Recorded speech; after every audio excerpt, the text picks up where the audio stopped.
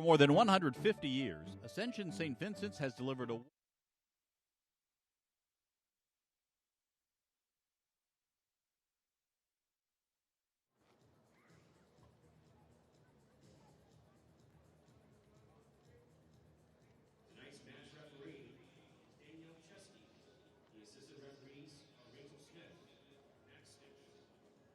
official is H. Kelly, and with thanks as always to referee liaison Bob Cowie.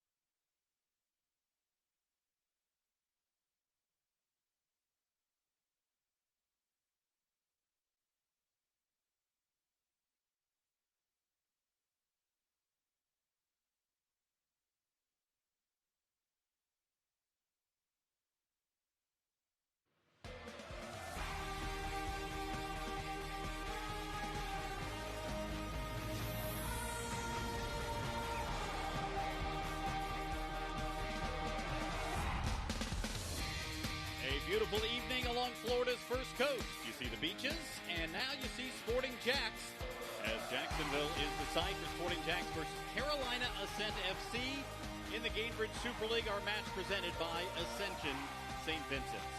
Hello and welcome into Hodges Stadium. Along with MC Redlitz, I'm Cole Pepper. And MC, this is a matchup of a couple of teams looking for a positive result tonight. Carolina Ascent is looking for their first win away tonight after 2 draws early this season. And Sporting JAX is looking for their home first victory. They have 1 victory away, looking for the first one here at Hodges Stadium. This is a Carolina team that was one of the dominant teams in the regular season last year in the Gainbridge Super League. For more on that journey, let's check in with Emerson Burris. Thanks, guys. Carolina Ascent set the bar for the league last year. They ended the season with 13 wins, 6 draws, and 9 losses, but they also really stood out for their balance. They had the most goals, conceded the fewest, and won the league's first Players' Shield. And that's not it. Head coach Philip Poole won Head Coach of the Year, and goalkeeper Megan McClelland won the Golden Glove. But this season has started off a little different. 2 draws, one against Tampa Bay Sun FC and one against Fort Lauderdale United. Tonight, they come to Jacksonville to face Sporting JAX, still looking for that first win, but they have the resume of the standard of last year on their back. Well, a couple of the players we'll be watching here tonight includes Mia Corbin from Carolina Ascent. 12 goals last season, just one off the league high a season ago.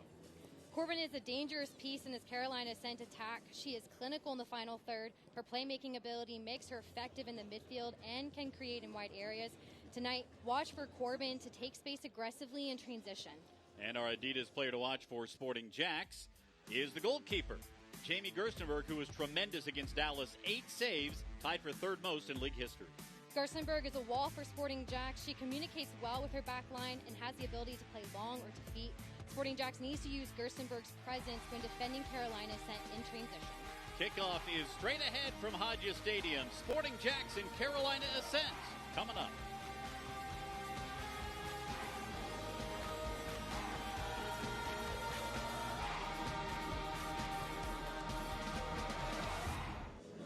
For more than 150 years, Ascension St. Vincent's has delivered award-winning compassionate care across Northeast Florida with 4 hospitals, primary care offices, urgent care centers, and freestanding emergency departments throughout the region. From everyday wellness to advanced specialty care, including heart, cancer, orthopedics, brain and spine surgery, and women's health, we're here for you when you need us most. Get the care you count on, close to home. Learn more at ascension.org/St. Vincent's. At Honda of the Avenues, we do things a little differently. While we may be a high-volume Honda dealership, we always put our customers first, making the car buying experience what it should be: fun, fast, and easy. You'll always find great deals on our huge selection of new Hondas. Plus, when you buy your new Honda from Honda of the Avenues, you get an additional 1-year maintenance. Come see just how different car buying can be at Honda of the Avenues. Stop by or shop from home at HondaoftheAvenues.com. Caitlin Clark, amazing at assists. Gamebridge, the ultimate assist for your savings. But ever since they teamed up, she's taken assisting to a whole new level.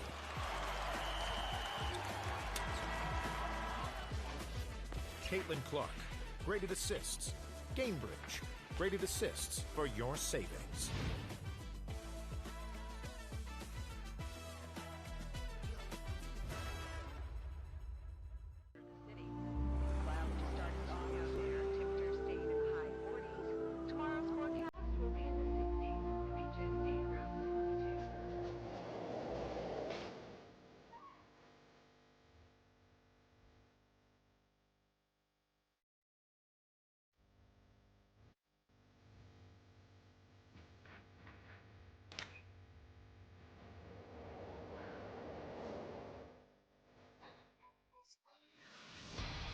Tonight's broadcast is brought to you by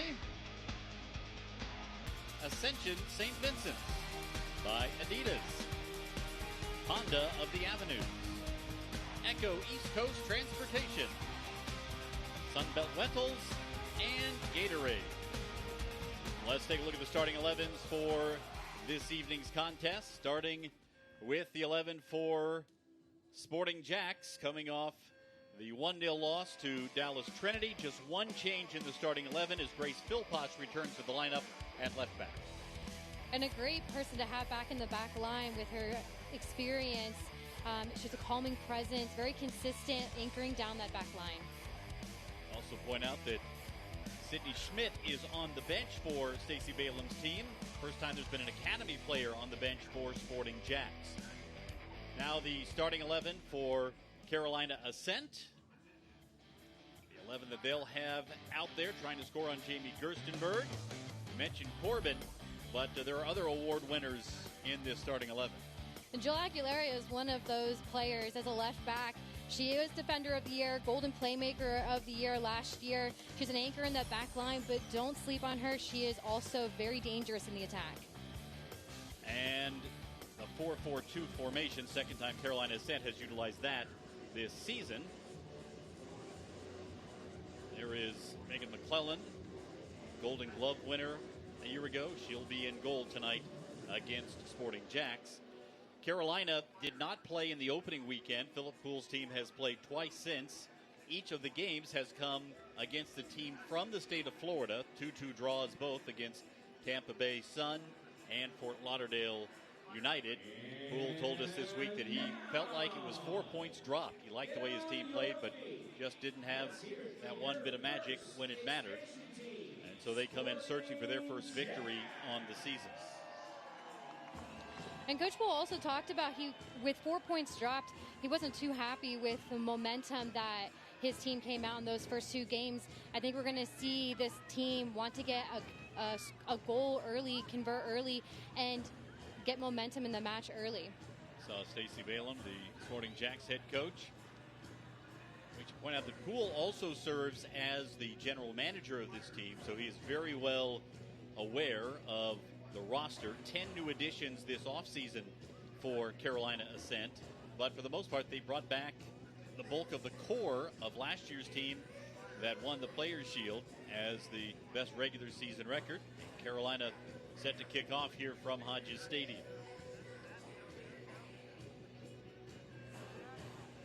Corbin waiting for it, waiting for the signal.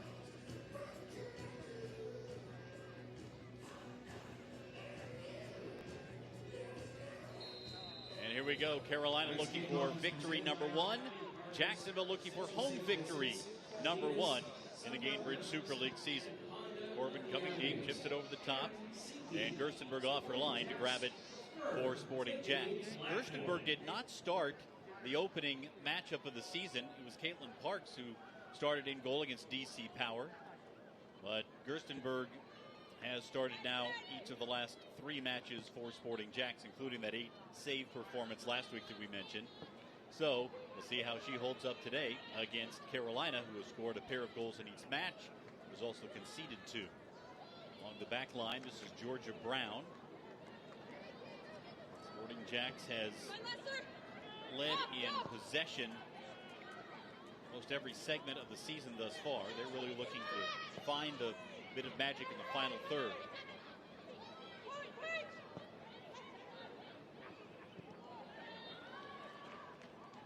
This will be a throw for Carolina. Keys to the game for this one for Sporting JAX: creating chances and finishing, most importantly, MC. Yes, finishing most importantly in that final third. They have those options. They've just been a touch away or a shot away for getting that percentage on goal higher.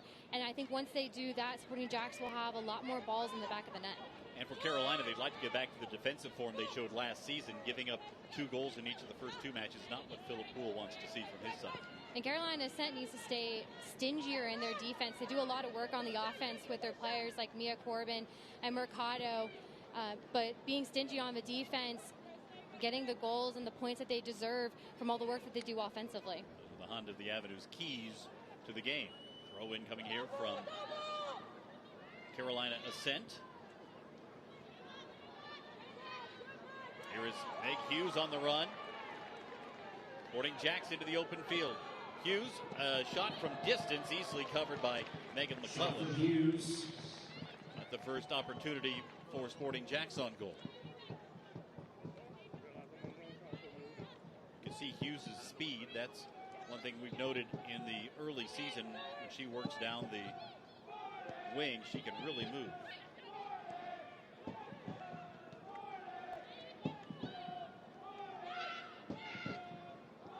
Carolina looking for an opportunity here.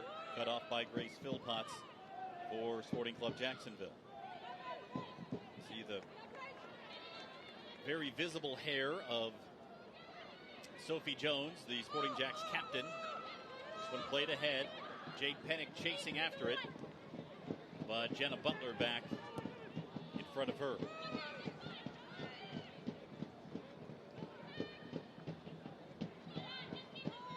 Harding had it for a moment, lost it. Now Jacksonville back with it. Paige Kenton, who started up front in the opener for Sporting JAX, has been moved back to the back line ever since. A lot of versatility there. There's Philpotts coming forward. Dispossessed.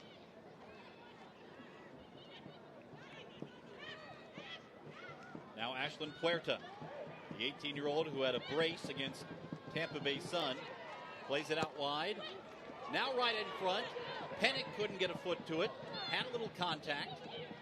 Out wide again for Julia Lester.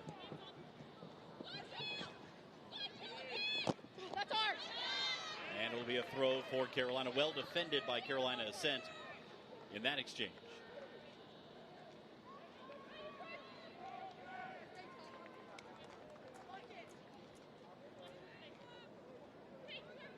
In the early moments, Jacksonville has had a little more of possession.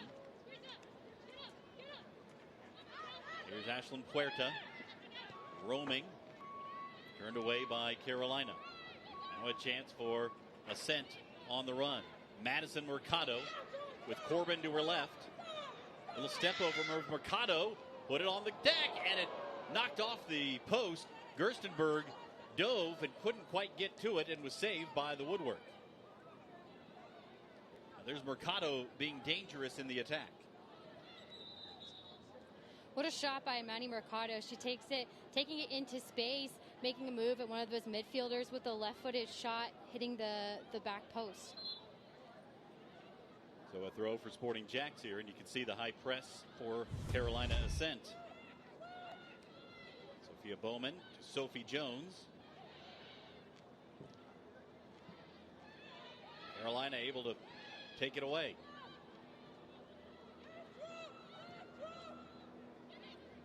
Played all the way back to center back Jenna Butler. Both teams with some opportunities here in the early stages in Jacksonville.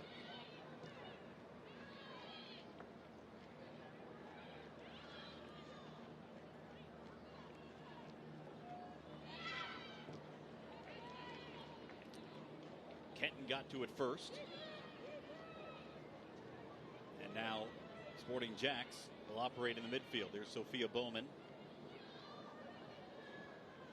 One of the things that plagued Jacksonville in the last matchup against Dallas, they would have a string of possession and then an errant pass. And they'll look to smooth that over here tonight, something they worked on during the week. Here's Meg Hughes to Puerta, and again, just missed connection there. And Mercado sends it forward for Carolina Ascent. On the run, this is Riley Baisden, and knocked down by the keeper Gerstenberg, who had to grab it after a moment of hesitation.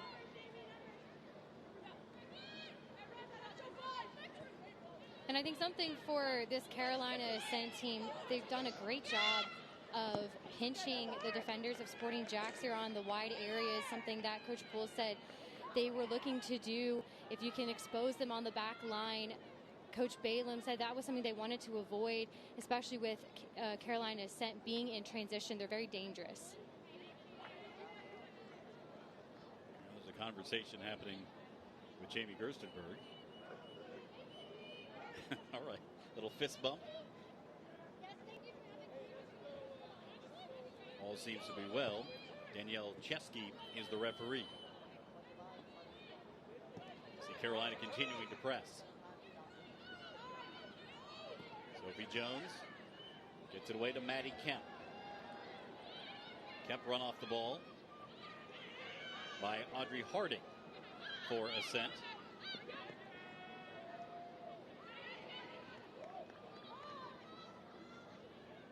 Now Paige Kenton. Georgia Brown and around to Grace Philpons. Brown was one of the first players signed by Sporting JAX. Later college soccer at USF and had played in the USLW League in Jacksonville.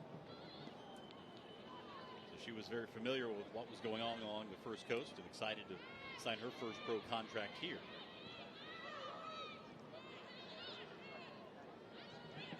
Another takeaway by Jacksonville. Puerta. Sophie Jones coming back for it. Bowman out wide to Kenton. Lester. With Kenton coming all the way forward from her right back position. And it will be a throw for Jacksonville.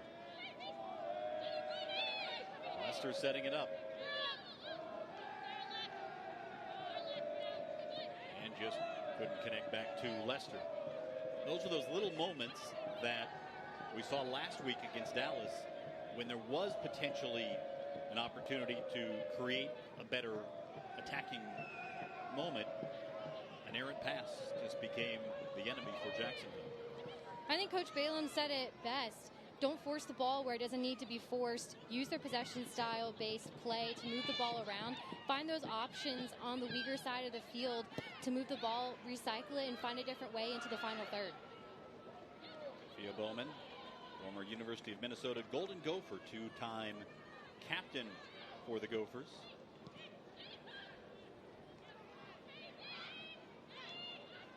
She has taken on a bit of a leadership role despite the fact this is her rookie season. It's Kenton. This is a young Jacksonville team.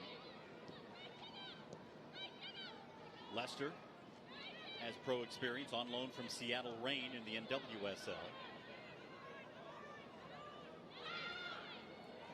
Kenton, also a rookie. Lester trying to dig it out. It'll be a Jacksonville throw from right in front of the technical area for Carolina Ascent. MC opening 10 minutes. We've seen Jacksonville have the bulk of possession, but both teams have been defending well. I think it's a stingy deep defense for Sporting JAX and for Carolina Ascent. You see Sporting JAX take advantage of their possession style play through the middle. You have cool, calm, collected midfielders like Sophie Jones moving that ball, making simple passes from left to right, and that's given Sporting JAX more options than they've seen in previous games. Huerta sending it forward. Meg Hughes on the run, trying to close the ground. Hughes across, goes all the way through, staying in. Pennick tracks it down. Now here's Lester, sending it toward the spot. Headed and in! There's that moment. Ashlyn Huerta on the spot, delivers her third goal of the season. Sporting JAX takes the early lead. What a fantastic header from Ashlyn Huerta in just the perfect position in front of the 6-yard box there. She missed a play like that in the matchup with Dallas, where she had the chance for a header. She did not miss this one. Take another look. Number 20 keeping the ball into the final third, with Huerta looking for the ball into the top of the 6-yard box, flicking it on with her head into the left side of the net. And Huerta, at just 18 years of age, shows that she has that wisdom beyond her years. Just found the open spot between two Carolina defenders and nods it home. 1-0 Sporting JAX.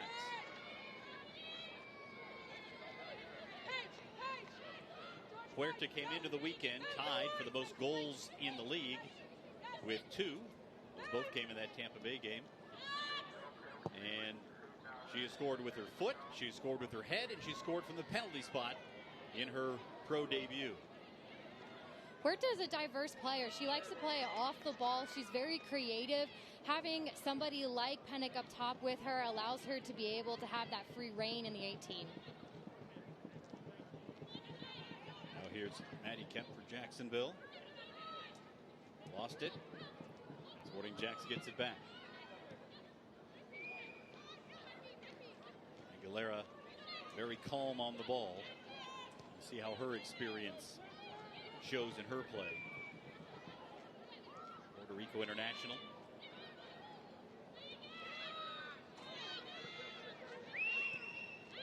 Sporting JAX pressing as well.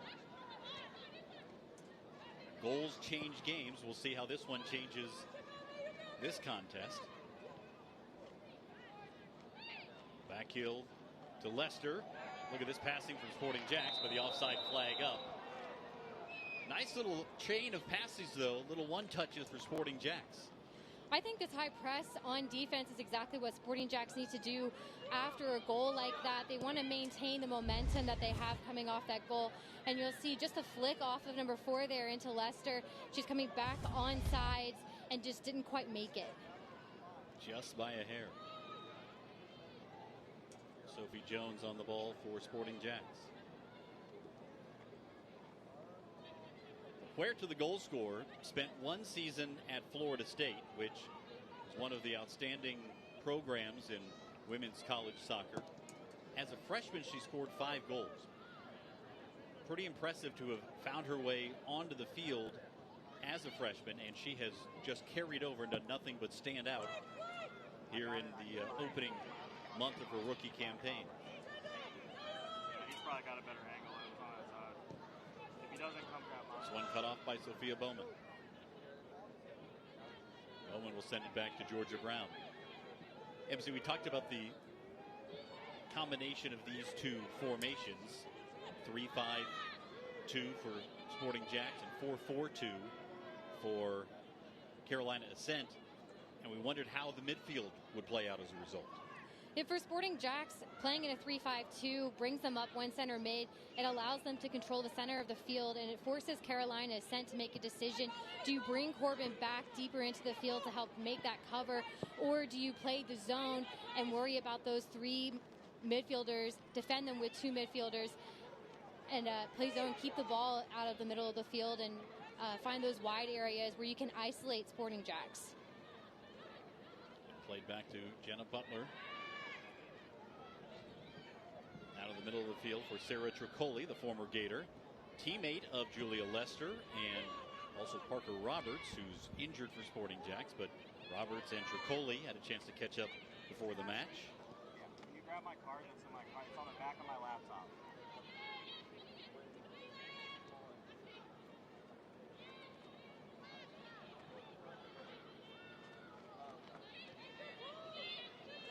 Play it all the way back to McClellan.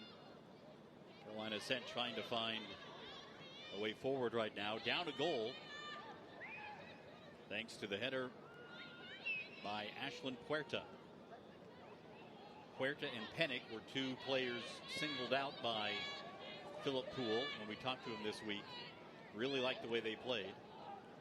And he has seen the level of play in this league rise over last year, and he knows that each game is going to be that much more difficult than it was a season ago, because all of the 8 teams that played last year learned a lot of lessons, and by watching, Sporting JAX was able to learn some of those lessons too, and he's been impressed with the roster that's been put together here in Jacksonville. And it's a great opportunity to bring another team on this season, increase the amount of opportunities for female soccer players as well as tactical staff.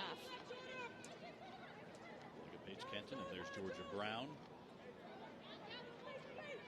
The rookie defenders for Sporting JAX. This one headed out by Kenton. Another throw. Aguilera will take it for Carolina Ascent.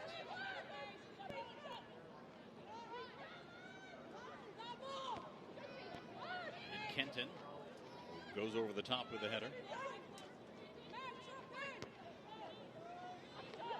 One back to Aguilera. Another throw for Carolina Ascent from right in front of the Jacksonville bench.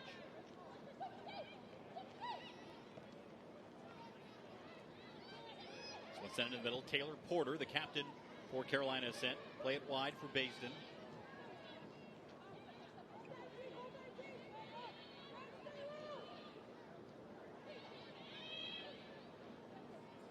Carolina looking to maintain possession here, also looking for an opportunity.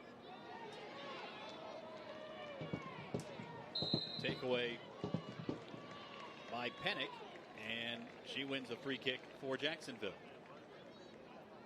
Let's head back down to the sidelines and check in with Emerson Burris.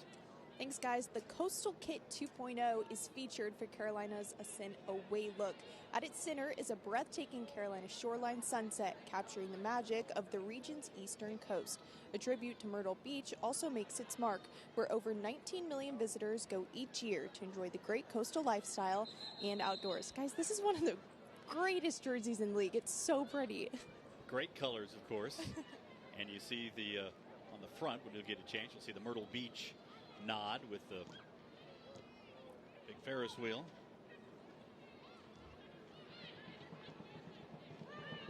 Anybody who's spent any time in North Carolina has seen those colors in the skies in the evening. Here's Kemp trying to play it through. Pennick couldn't quite get there.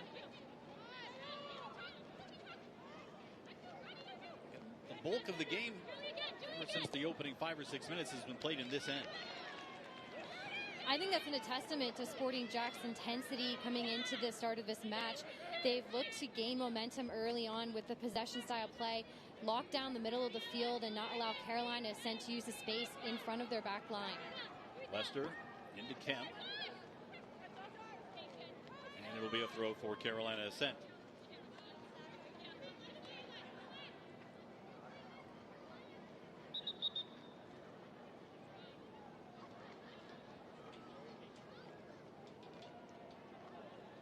Conversation going on the pitch with Daniel Chesky, the referee.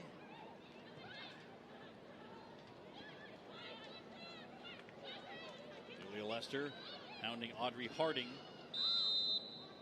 And a handball. The free kick, Carolina Ascent. Aguilera laying it back to Jenna Butler. See Philip Poole at the bottom of your screen.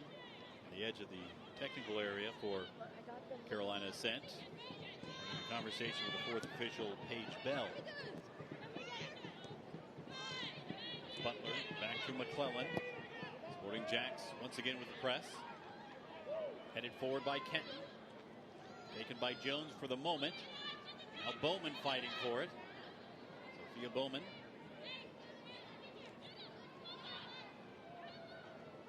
Lester will play it back to Paige Kenton.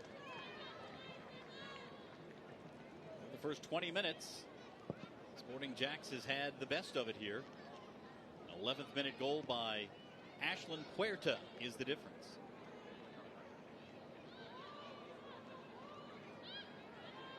Sporting JAX has had over 60% possession in the first 20 minutes. And that's exactly how Stacey Balaam wants to play. She loves the possession style of play. I think it gives the team confidence in building through each level of the field. And I think tonight that's exactly what Sporting JAX is looking to do. This one played ahead. Maddie Kemp holding off the defender.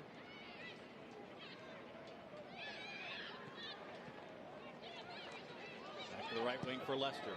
Another cross. Kemp got a head on it, but couldn't nod it forward. And a chance for Ascent to counter here along the right wing. Cut off by Sporting JAX defense, and a whistle of a foul. It will be Carolina's free kick.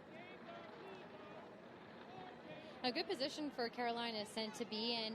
Get the ball forward into the final third with less movement that they have to, less work that they have to do to get into the final third.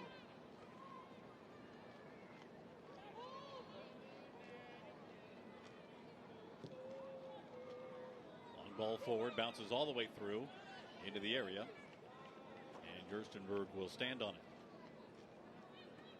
Big Ten Goalkeeper of the Year at the University of Indiana in 2023. After coming from Germany.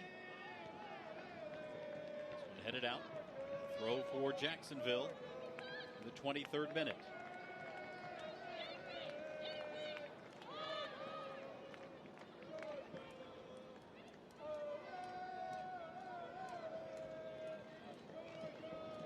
Here's Georgia Brown coming forward.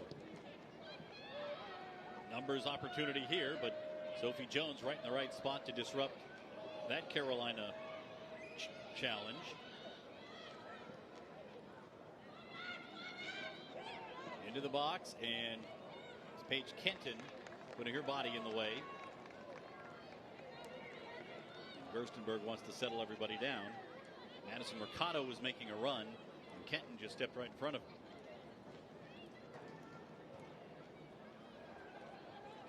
Mercado, like Julia Lester for Sporting JAX, on loan from Seattle Reign.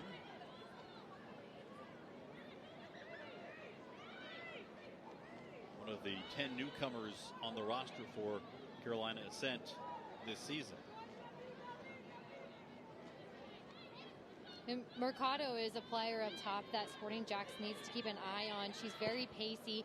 You give her space in front of the back line, she can take you on 1v1, and she can also take you in from behind, get shots off from easily outside the 18-yard box.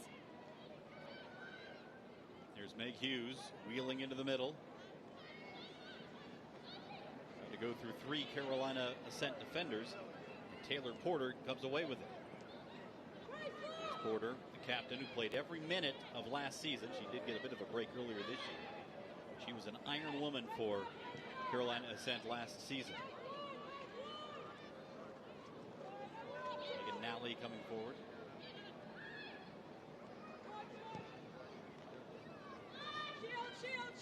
Play over the top, and this will trickle out with Leicester chasing after it for Sporting JAX.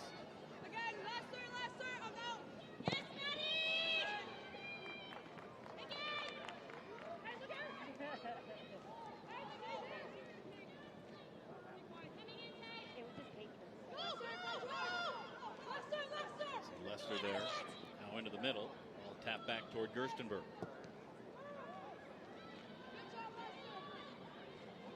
And here comes Grace Philpotts. Started her pro career last season with Brooklyn FC.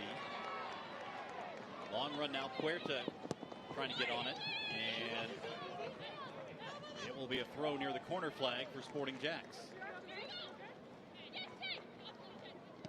Sophie Jones goes quickly with it. Now back to Leicester. Bowman. Puerta. Here's Puerta, beg your pardon.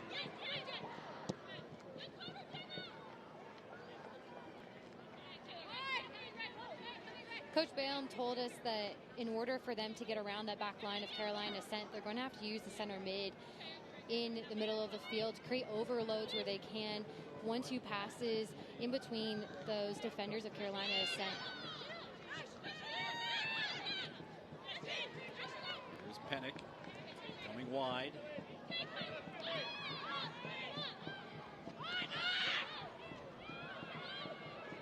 Played back for Philpotts and taken away. Riley Baisden had it for a moment and then played back forward. Offside flag was up on the near side for Meg Hughes.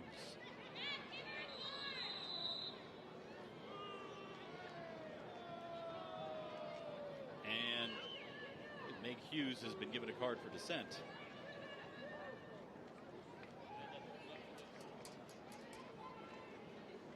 First booking of the match. Hughes didn't like the offside call. 31 and change. 31.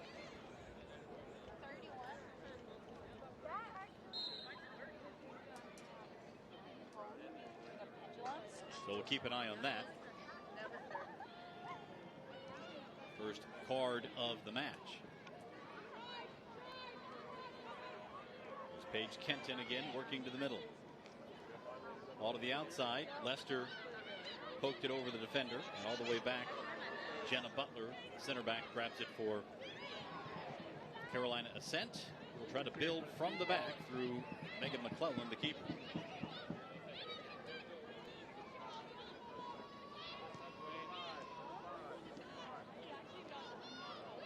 Here's Bowman. Camp on the ground, covered by McClellan. Camp working hard to get that opportunity. She was a big goal scorer in college at Gonzaga and then at Kentucky, and she's looking for that first goal of her pro career. Mr. Brown, the header.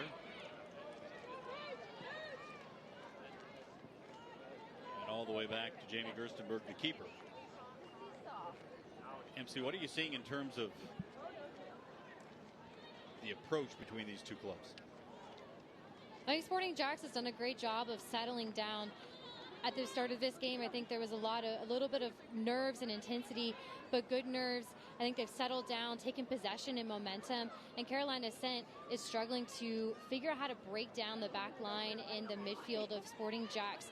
And I think Carolina Ascent, in order to do this, needs to look to their wide areas, isolate those players of Sporting JAX on the width, and take advantage of that space. Here comes Grace Philpotts. Trying to work past Tricoli. And out. Tricoli played for Becky Burley at Florida.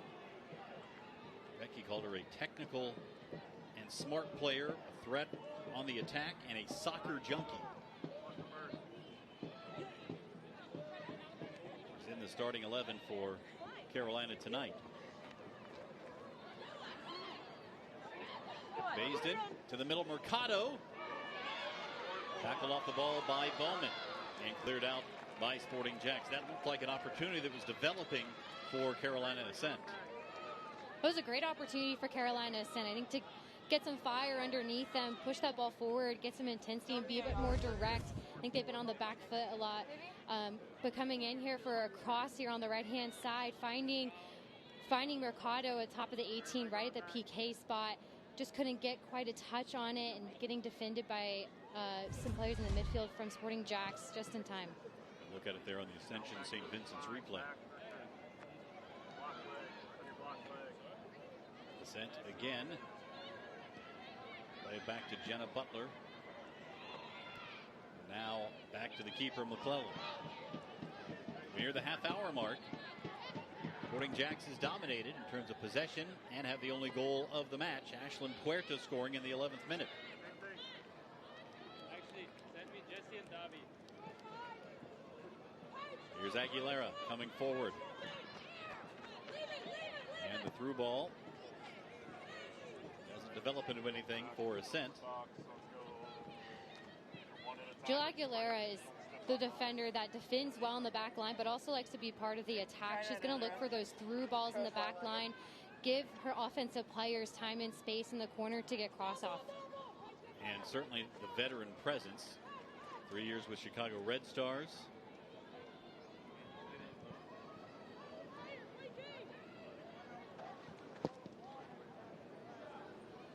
One played toward Pennick. Nobody back there but the keeper.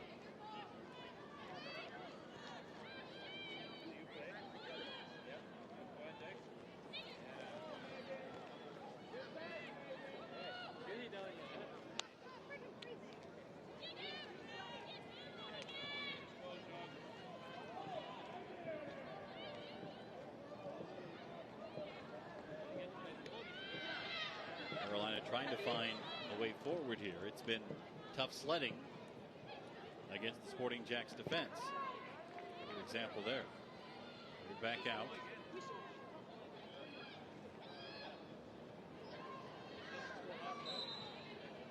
And a free kick coming for Carolina Ascent.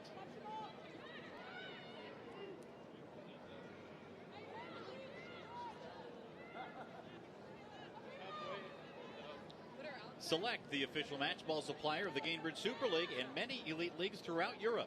Visit us.select-sport.com for the latest Select products, specials, and more. Select, the player's choice. This one played all the way through. You see the body language from some of the Carolina Ascent players getting a bit frustrated with the inability to create strong opportunities in the attack.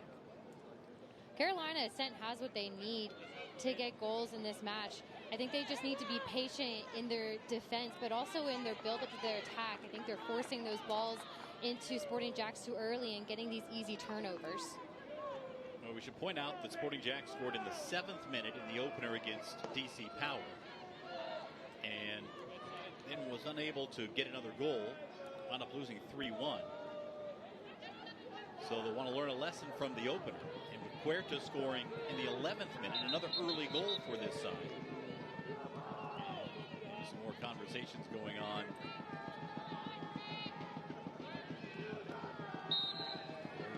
Referee Daniel Chesky to manage.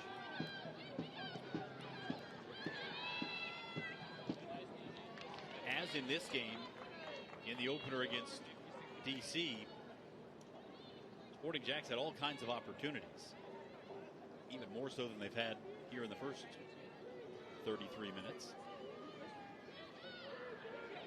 Here's Pennick chasing after it. Jade Pennick, who scored that 7th minute goal against DC Power. Just wide. McClellan may have had it covered had it been on target. Great long shot there from Pennick. You can see a touch quickly onto her right thigh. She wins the tackle at the top of the 18-yard box, taking a shot from just outside. Tipped over the top. Pennick was making a run, but McClellan came off her line to grab it.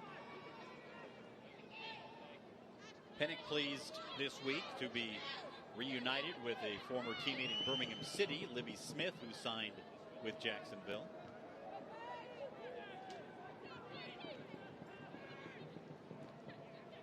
Here's Pennick. Back for Meg Hughes. Now Puerta. Looking to create. Ashlyn Puerta. Kicked away by the Ascent defense. Grace Philpotts tracks it down.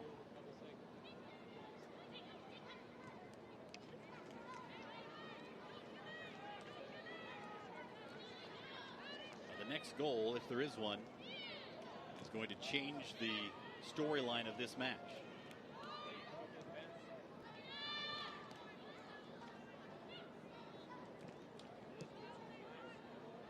Carolina find it against the run of play. Sporting JAX find the finish, as Puerta did earlier. Mercado. All the way into the middle. Now Aguilera.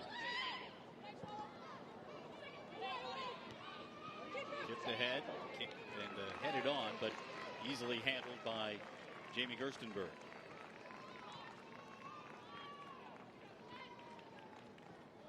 Now, I think Carolina Ascent is a little bit, like you said, frustrated earlier, and I think it's causing them to be not make or anticipate those balls in the final third. Aguilera, great example, coming up on that left-hand flank, but unable to get a through ball to or find another teammate to pass to. Keep in mind, this was a team that was as consistent in the top four all of last year, and in the second half of the season really put some distance between themselves and the rest of the league. So they're used to winning. It's been a slow start. Last year, 11-game unbeaten streak at one point. They won 6 consecutive during the season. That's the best run in the league. And won 5 straight shutouts. So, talk about strings of success. This year it's been tougher sledding.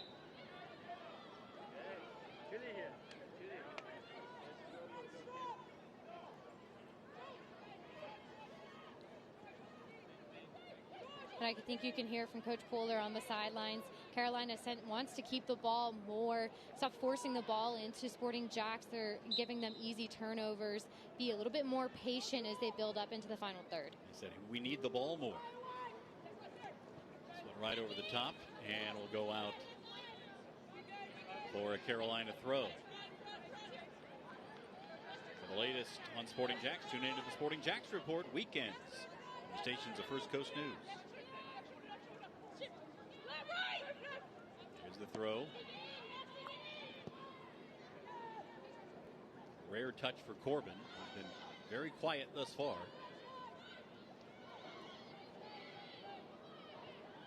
Coley playing it out wide. Or Nally, who's coming forward. Now Basden.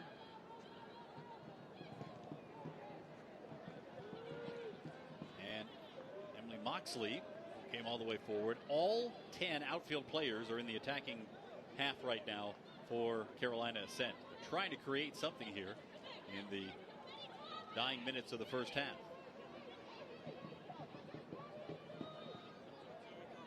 This one floated easily, handled by Jamie Gerstenberg.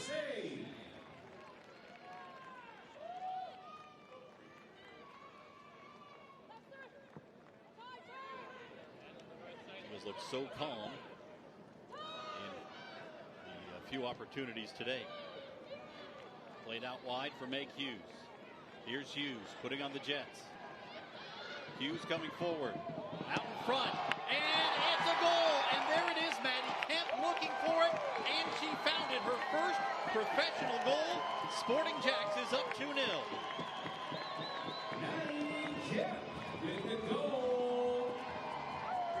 What a fantastic finish there from Maddie Kemp.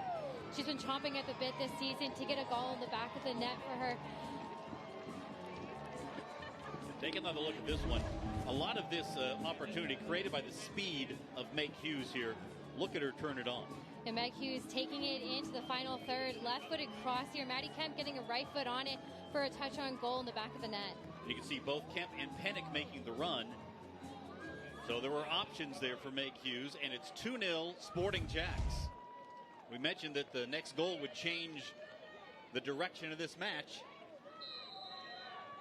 And Maddie Kemp has delivered.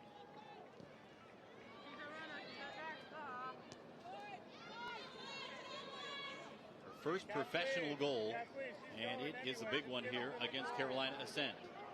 Lester tried to play it forward. Pennick had departed the area. Carolina Ascent able to take it away. Now Tricoli goes down, taken away by Sophia Bowman. Another opportunity here for Sporting JAX. Sophie Jones back to it.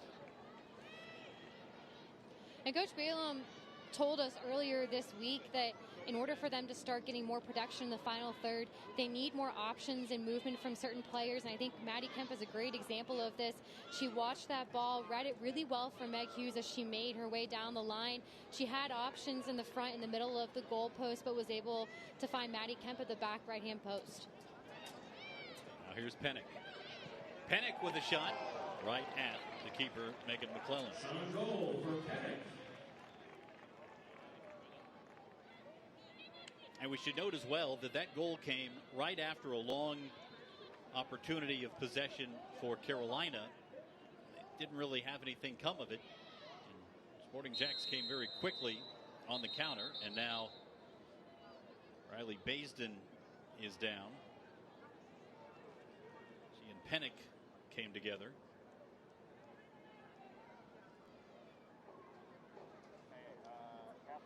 Again, Pennick getting a talking to from Daniel Chesky.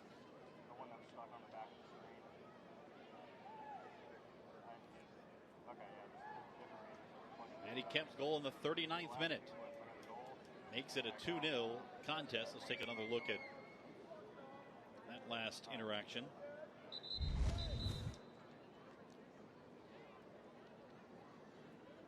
It looks like Pennick coming in a little bit aggressive onto that player and knocking her down from the back of the knees.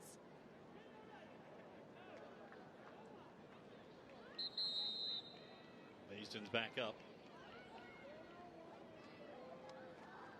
Oh, getting hit in the back, possibly the head or near the neck, is no joke.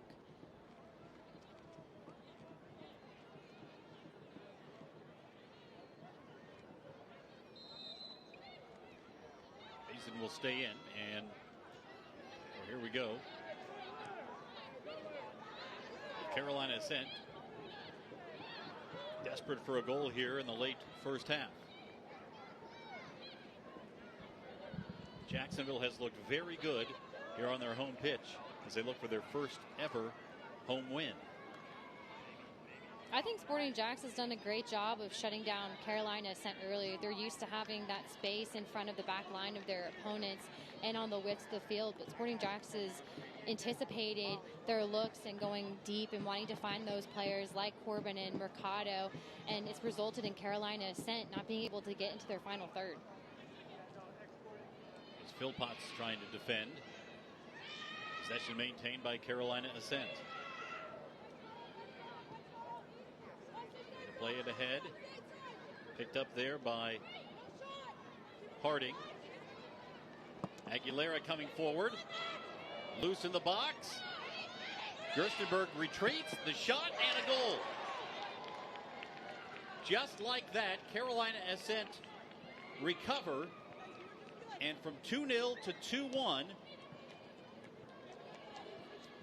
And I believe it was Jill Aguilera who got the last touch on.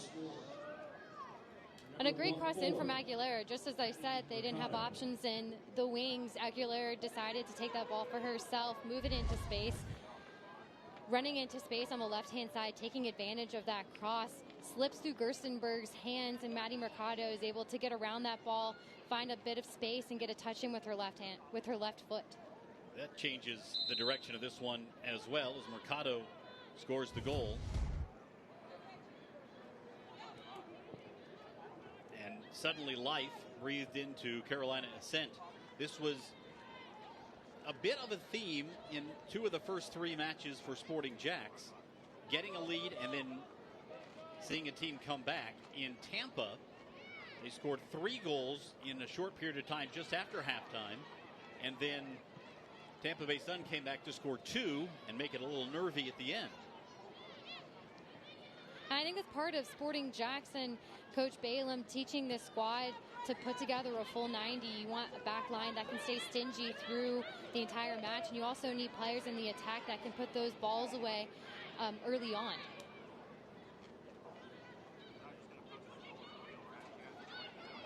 This will make the halftime conversation much different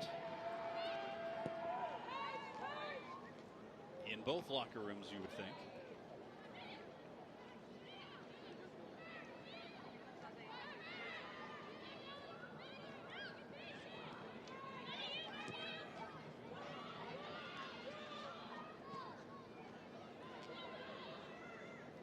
Hearing that officially that will go as an own goal as it went off a Jacksonville defender.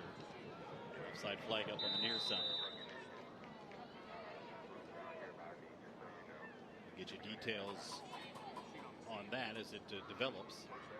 Right now it's officially in the book as Mercado's goal in the 43rd minute.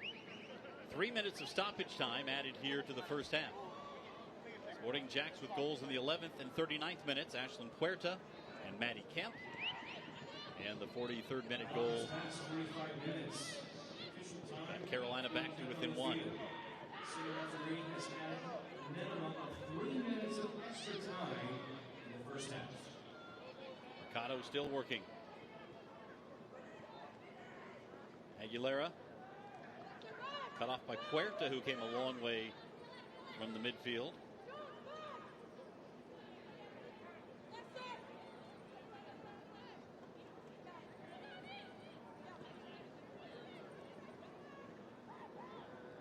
We'll see how aggressive Sporting JAX wants to be here with this 2-1 lead. They have not shown an inclination to take the foot off the pedal much this season, at least not intentionally. Lester. Aguilera coming up. Lester got a hand up, no whistle.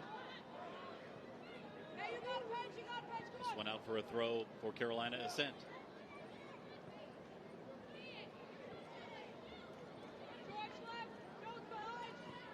Aguilera. Long throw over the top. Kenton comes to close down.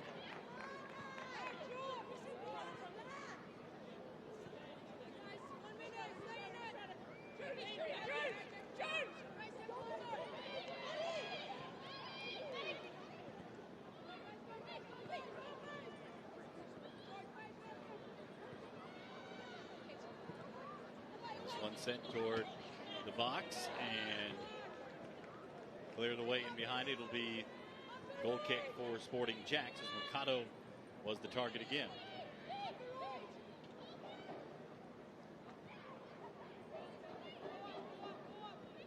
Final minute here of the first half. Jamie Gerstenberg launches one toward the halfway line. Out for a Jacksonville throw.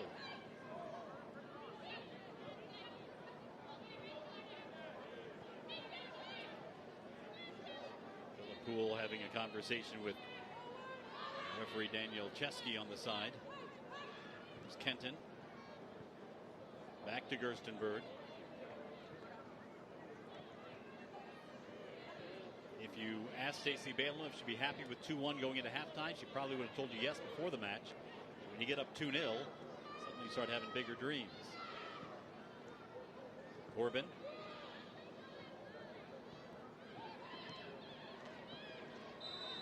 And there's the whistle for halftime. 2-1 Jacksonville at the interval. Mercado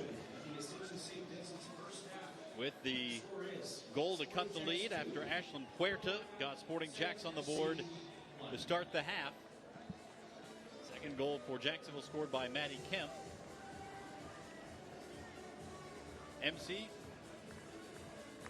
we talk about goals changing games, and all three of these have changed the tenor and tempo of this one. And for Sporting JAX, at the beginning of this match, you saw high possession rate. It resulted in 2 fantastic goals for them.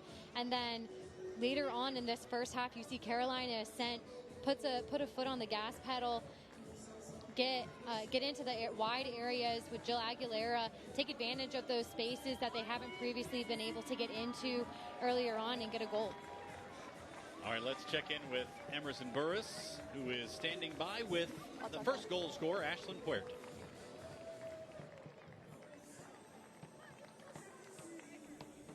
Emerson?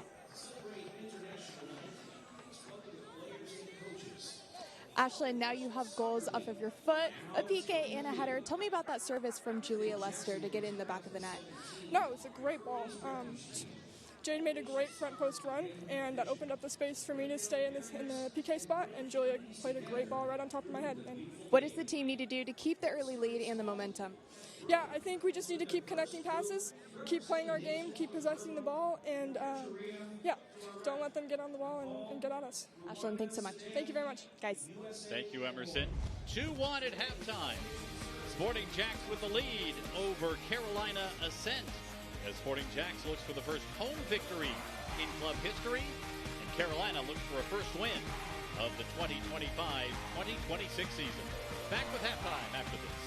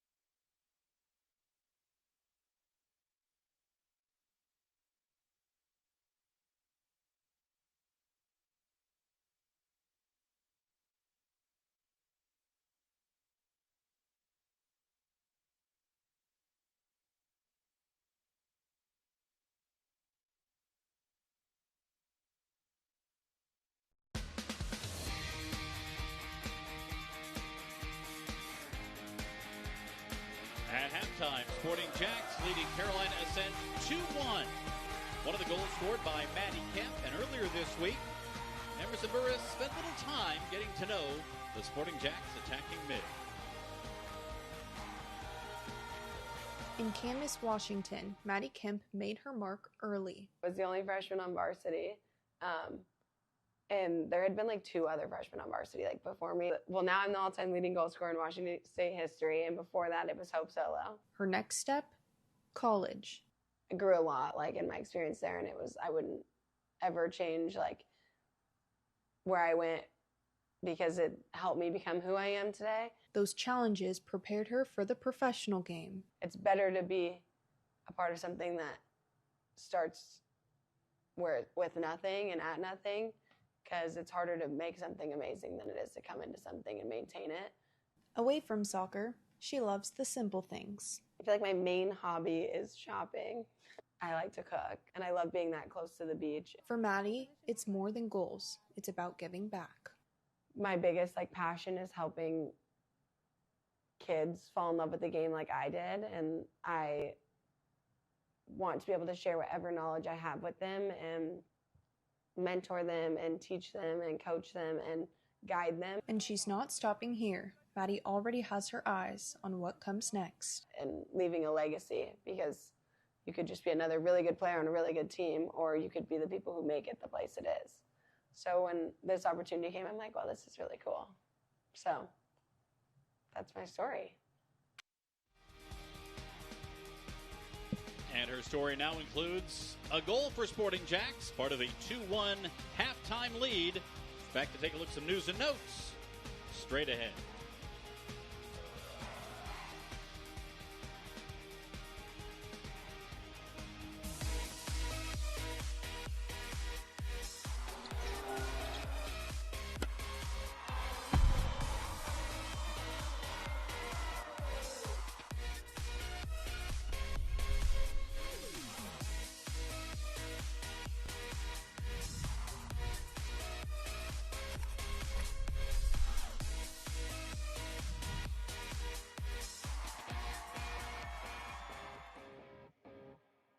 Greetings from Jacksonville, the flip side of Florida.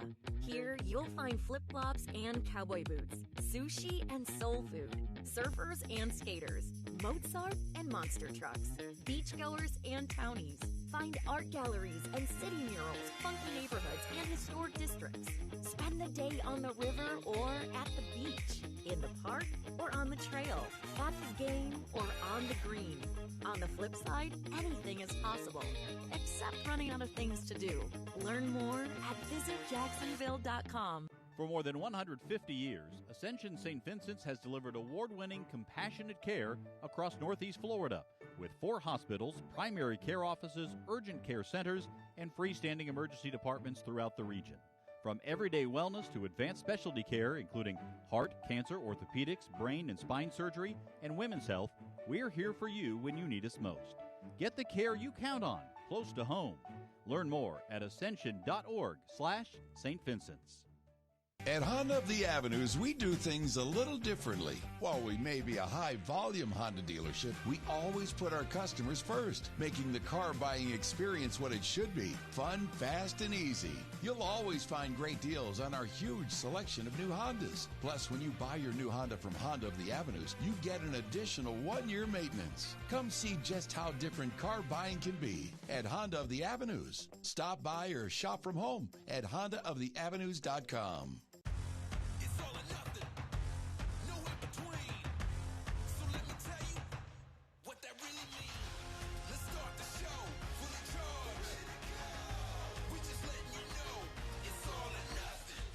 We are back with a new season. Join us for a full half hour of scores, highlights, and features on Varsity 4 football.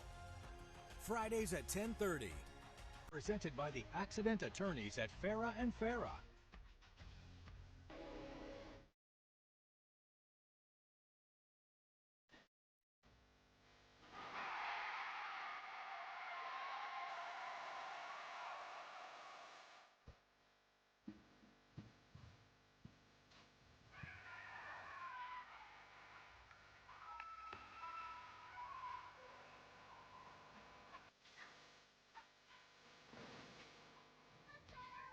Halftime at Hodges Stadium in Jacksonville. Sporting JAX a 2-1 lead on Carolina Ascent.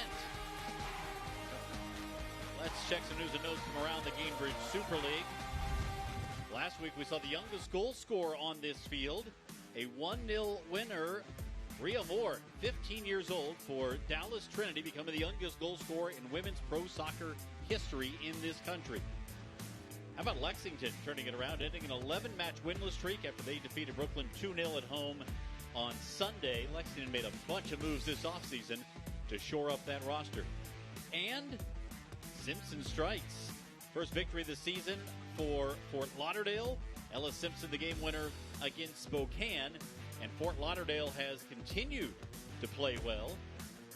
As we check the out-of-town scores, the only other game going on right now in the Gainbridge Super League, Fort Lauderdale a 2-0 lead over Dallas Trinity, trying to hand Trinity the first defeat of the season. Kelly Van Treek with a goal to get things started for Fort Lauderdale United. Let's look ahead next week's schedule. You've got DC Power entertaining Brooklyn FC, Lexington home to take on Spokane. That'll be a bit of a rematch for Amina Ekic, who will face her former club. And Tampa Bay Sun, the defending champs, take on, to this point, unbeaten Dallas Trinity. More to come from Hodges Stadium. Straight ahead, Sporting JAX a 2-1 lead over Carolina Ascent.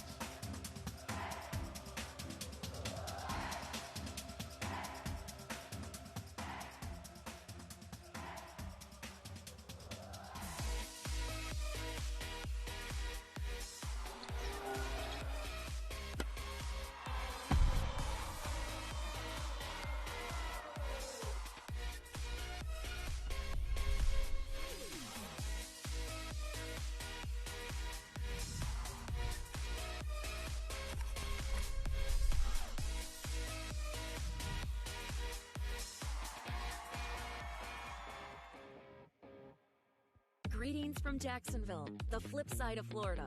Here, you'll find flip-flops and cowboy boots, sushi and soul food, surfers and skaters, Mozart and monster trucks, beachgoers and townies. Find art galleries and city murals, funky neighborhoods, and historic districts. Spend the day on the river or at the beach, in the park or on the trail, at the game or on the green. On the flip side, anything is possible, except running out of things to do. Learn more at visitjacksonville.com. For more than 150 years, Ascension St. Vincent's has delivered award-winning compassionate care across Northeast Florida, with 4 hospitals, primary care offices, urgent care centers, and freestanding emergency departments throughout the region. From everyday wellness to advanced specialty care, including heart, cancer, orthopedics, brain and spine surgery, and women's health, we're here for you when you need us most. Get the care you count on, close to home. Learn more at ascension.org/St. Vincent's. At Honda of the Avenues, we do things a little differently. While we may be a high-volume Honda dealership, we always put our customers first, making the car buying experience what it should be: fun, fast, and easy. You'll always find great deals on our huge selection of new Hondas. Plus, when you buy your new Honda from Honda of the Avenues, you get an additional 1-year maintenance. Come see just how different car buying can be at Honda of the Avenues. Stop by or shop from home at HondaoftheAvenues.com.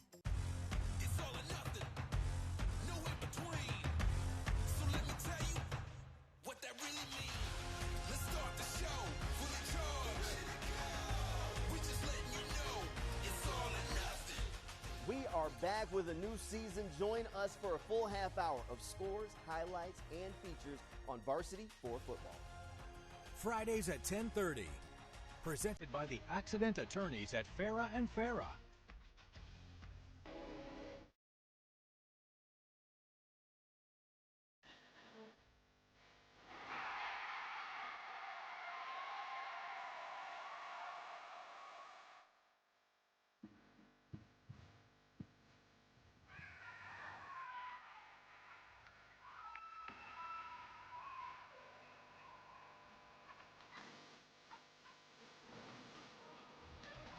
Ready for the second half.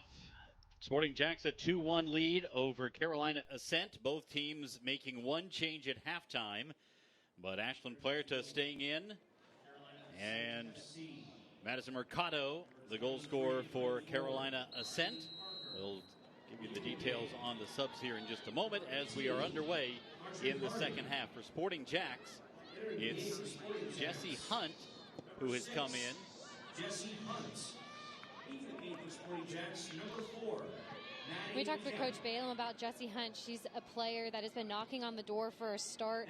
She has this calming presence about her. She's able to simplify the game and connect those passes and also create chances in the final third for Sporting JAX. And she replaces Maddie Kemp, who scored her first professional goal in that first half. Carolina Ascent on the attack. Corbin playing it to the middle. Not much on it as it bounces right into the lap of Jamie Gerstenberg. For Carolina Ascent, Riley Parker comes in to replace Audrey Harding at the intermission. Parker, the former SEC Forward of the Year at Alabama back in 2022. And so Harding's night is done. Former Tampa Bay Sun player Parker. Pennick pushed from behind. Megan Nally came up her back, so now there's the opportunity. Here's Carolina coming the other way. Played into the middle. Carolina wanting the penalty called, and no whistle came. Carolina's come out very aggressive here in the second half. Here's Meg Hughes wheeling into the middle of the field. And you see Sporting JAX recovering well from their defensive third and transitioning well into the final third for a shot on goal. Hunt tried to send it into the middle as Pennick was making a run. It was sent out. It'll be a throw for Sporting JAX.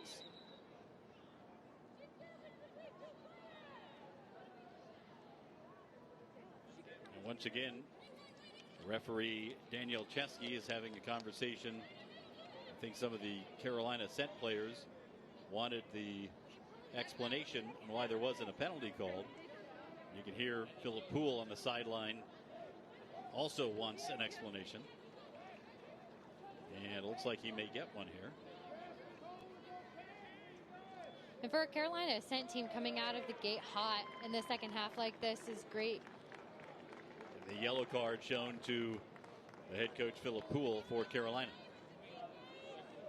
And this second half coming out of the gate hot for Carolina Ascent, an opportunity for an early PK could tie this match for them and get them in a better place for a win. There's no doubt that was a moment that could have turned this one. Referee has shown a yellow card, which has been issued. Carolina Ascent. Throw for Sporting JAX. Philip Poole. Bowman chipping it ahead. Sent toward the middle. Hughes couldn't contain it. And it will be a throw for Carolina Ascent. You could hear Philip Poole chirping on the sideline, and that's why the yellow card came out. Didn't get a look at a replay, but all the Carolina players were asking for it at the moment, as you might expect.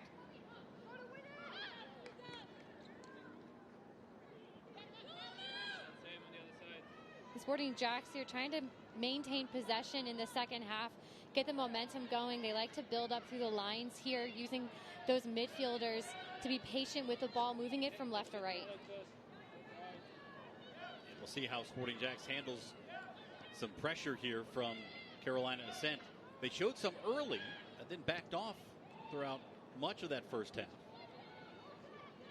Sporting JAX throw coming here.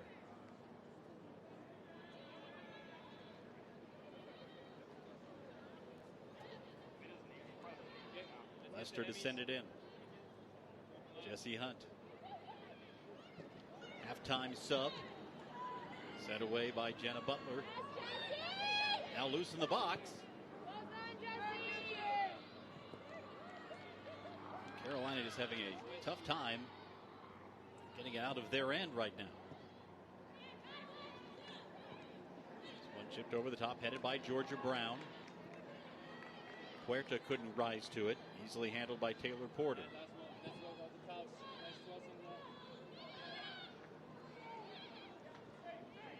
It's a great ball in from the back line of Carolina Ascent. It takes the pressure off of them in their defensive third, pushes Sporting JAX back, and forces Sporting JAX to take care of the ball in their own half. Oh, that one dangerously trickling across the goal mouth.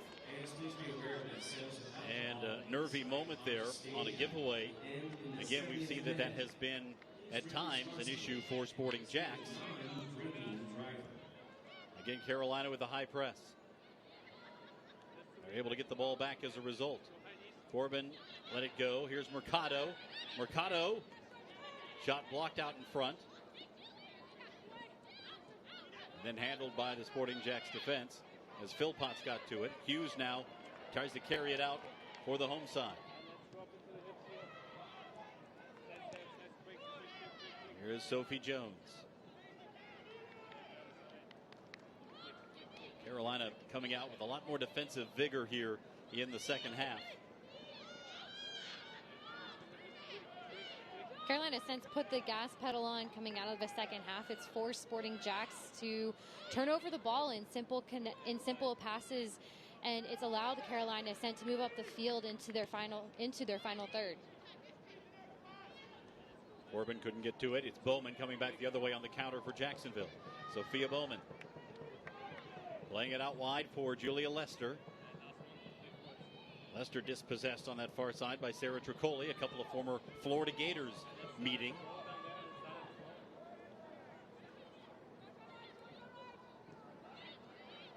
Corbin coming back for it. Marked by Sophie Jones. Look how deep Corbin is. Just trying to become more involved in this match. We highlighted her, a first-team All-League pick last year. I think that's a great look for Corbin to come so deep into the midfield. Carolina Ascent needs that extra player to help offset those center mids, create some space for her other players to move into the space in front of Sporting JAX's back line. Georgia Brown whistled for the foul on Mercado.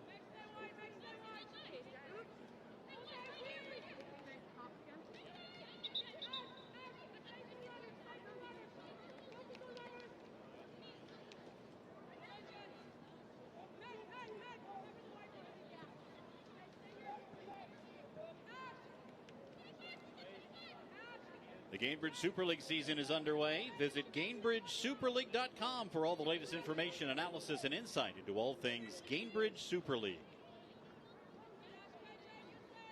Emily Moxley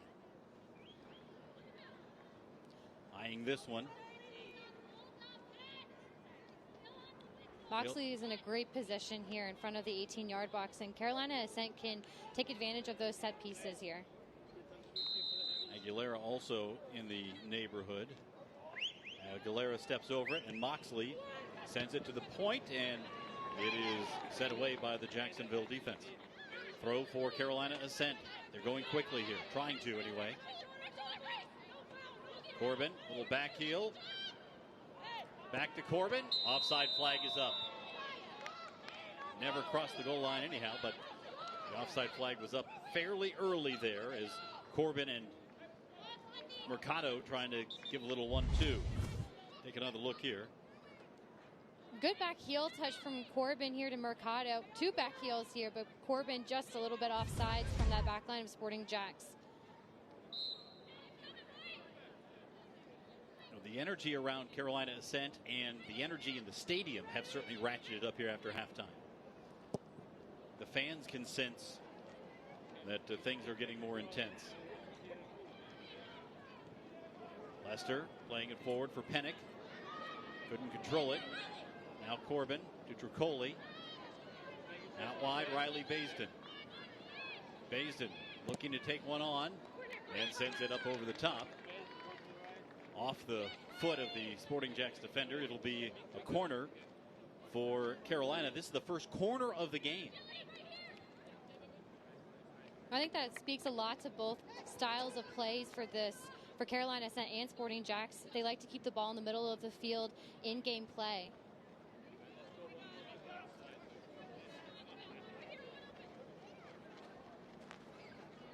The Sunbelt Rentals corner kick in your corner for all your equipment needs.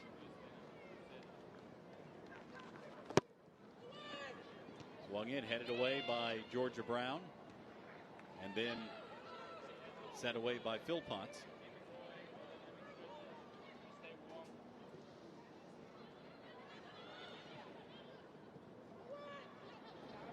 Back in toward the spot and lifted high and wide by Baisden, who had a great opportunity at it there. That's one she'll want back. And players like Baisden have had a good couple opportunities in the last 10 minutes. She's put herself in a great position for that cross coming in. She sees it. She's able to get a touch on it just a tad too high off the left-hand side of the net. Baisden, another of the veteran players on this Carolina roster. They are certainly the more experienced side compared to Sporting JAX. Baisden played professionally in Sweden, France, and Australia.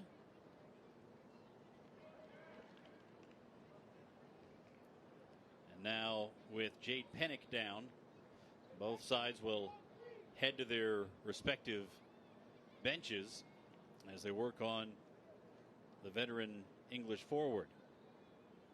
Here's Stacey Balaam, who recruited Jade Pennick to college, then left for another job, and then wound up coaching Pennick later in college at North Georgia. And when she got that job as the head coach at Sporting JAX, one of the first names on her list was Jade Pennick. And Pennick came in and scored the first goal in Sporting JAX history in the opener against DC Power. It has been a terrific homecoming for Pennick, a reunion, maybe not so much of a homecoming. And I mean, I would agree with Balaam. Bringing in a player like Pennick at the start of your inaugural season is a great move. She's a player that is very pacey. She can take players 1v1. She likes the ball played to her feet, which allows her to play well with Puerta. And you have two fantastic strikers at the top of your box who can play well with one another. There's Georgia Brown stepping inside and sending one back toward Pennick, who's back on the pitch.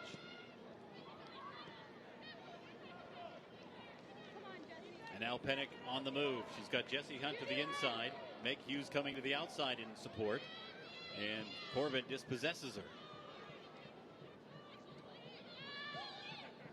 I think Sporting JAX is thinking here. They came out intensely in the first half, and now with the pressure coming from Carolina, Ascent was missing in the first half, and now putting that on their back line. They're having to be smarter about the passes that they're using in the midfield to build out of the back. Another takeaway by Carolina Ascent. This one wide of the goal. Didn't ever challenge Jamie Gerstenberg. But Carolina certainly has come out with a little more pop here in this half. Mercado, the goal scorer, looking for another one.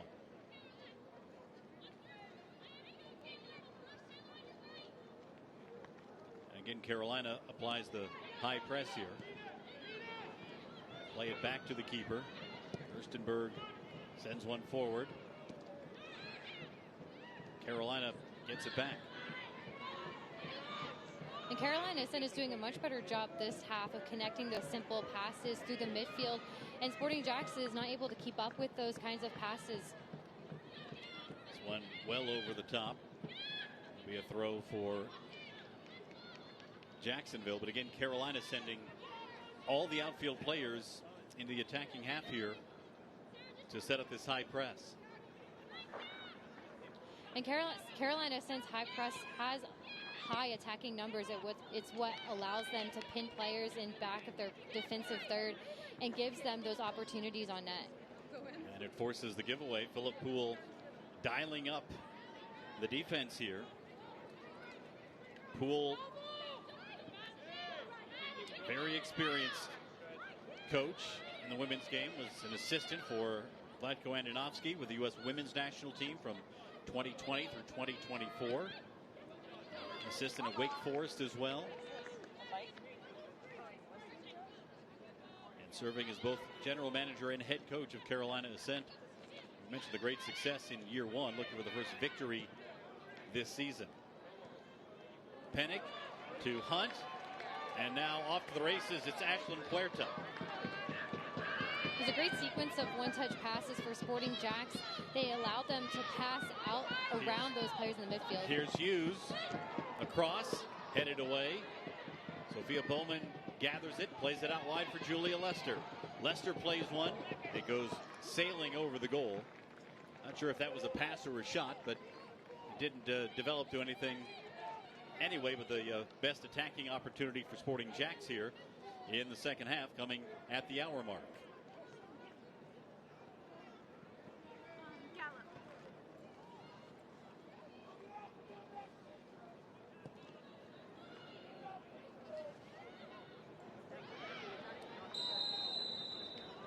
Now the whistle, and Lester called for the foul. It will be a free kick for Carolina. Introducing the Sporting Flex Pack. Get your seat for the next home game for Sporting JAX, which is Friday against KC Current 2, and any other 3 additional matches. All part of the 4-game Sporting Flex Pack starting at just $60. Call 904-863-KICK or visit sportingjax.com to lock in your Flex Pack today. Long ball played over the top. Paige Kenton sends it back to Gerstenberg. You continue to see the aggressive defending by Carolina with that high press. Carolina, since high press this second half, has allowed them to get the ball much quicker, put passes together in the midfield, and have more shots off in their final third. Hunt calling for a throw, and she'll get it. Is it Karamdorf, a Carolina Ascent player? It's Jessie Hunt. Started her college career at Wisconsin. She grew up with Sophia Bowman. They went to kindergarten together, played soccer growing up all the way through high school, and then went to different colleges. Hunt going to University of Wisconsin initially, later to Northeastern. Bowman going to Minnesota, and now they've been reunited in their first professional stop in their careers here in Jacksonville. What a journey those two have been on together. What are the odds you end up playing with somebody you went to kindergarten with? Amazing. What are the odds you even keep in touch with somebody from kindergarten years later? Also very true. Yeah. Played out well wide and too far.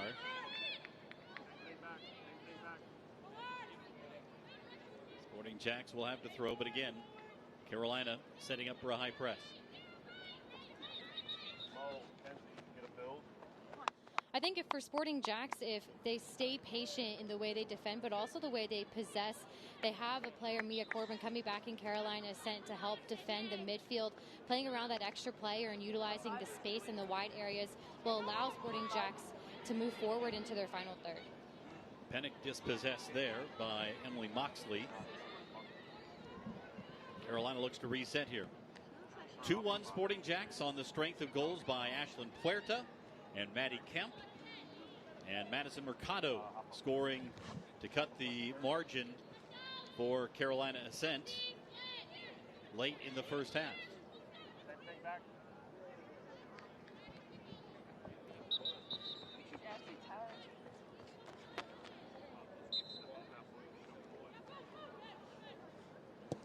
Gerstenberg will send a long one. And Puerta whistled for the foul as she and Aguilera came together.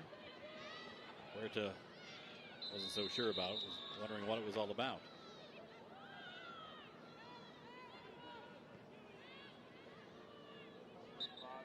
It has gotten a bit more physical as the game has gone on. A little chippy, but I think for both these teams, they want to win so badly. It means so much for Sporting JAX to get their first home victory. And for Carolina Ascent, they've been chomping at the bit for a win in this season alone. It is very early in the season, but you get the sense that what happens tonight might impact what moves forward in terms of the standings, the table. Certainly will impact confidence. And for both these teams, it's a long season for both Carolina Ascent and Sporting JAX, but to get the momentum early on in the season and that confidence in your belief system is everything. This one spoiled into the field seats here at Hodges Stadium. There was one row of seats over on that far side where you can get as close to the game as you can imagine. You can see them right on the other side of the field boards.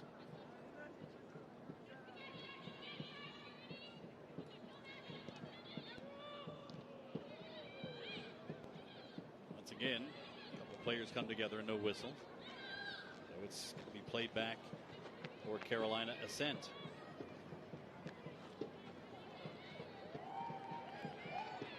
This Carolina Ascent team feels different from the first half, and the patience that they've developed going into the second half in terms of possession. They're not forcing the ball like they were trying to in this first half. They're looking for the open spaces on the flanks and then taking advantage of the weak side that's been exposed on Sporting JAX's back line. Now 2 substitutions now coming in for Carolina Ascent. Mackenzie George coming in along with Emily Morris. Carolina Ascent FC. During the game, number 31, Mackenzie George. Leaving the game, number 10, Riley Basin. George is in for Riley Basden. Number 24. And Emily Morris Number 25, Sarah will replace Sarah Tricoli. So a couple of midfield substitutions here.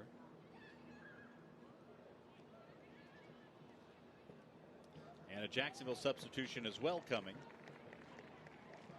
Substitution for Sporting JAX. And it is Sydney Schmidt coming in, making her debut with Sporting JAX, replacing Grace Philpotts. Sydney Schmidt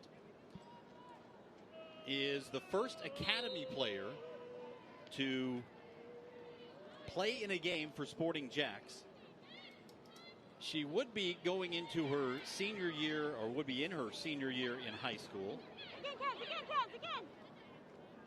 We'll tell you her story here as the match unfolds and have her time unfold. But you see her there. She recently played for the US U17s. She's got a cast on that left hand right now. So keep a close eye on Sydney Schmidt, local player from St. John's Country Day, where her dad is an assistant coach under Mike Pickett. Here's Hunt playing it down the line for Meg Hughes. Hughes gets there, and she's called for the foul. Meg is on a yellow card, so she needs to be careful here. Let's take another look. A great ball played into space on the left-hand flank. Meg Hughes taking a touch around number 31 and keeping that inside on 18. Looks like a little push with her right hand as she makes her way around the ball. There's Mackenzie George, who was defending, who just come off the bench and certainly had to deal with the pace of Meg Hughes.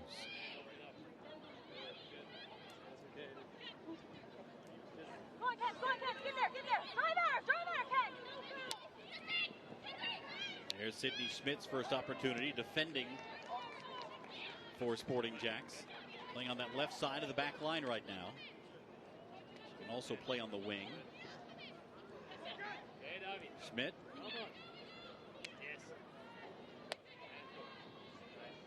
Now to Pennick and given away.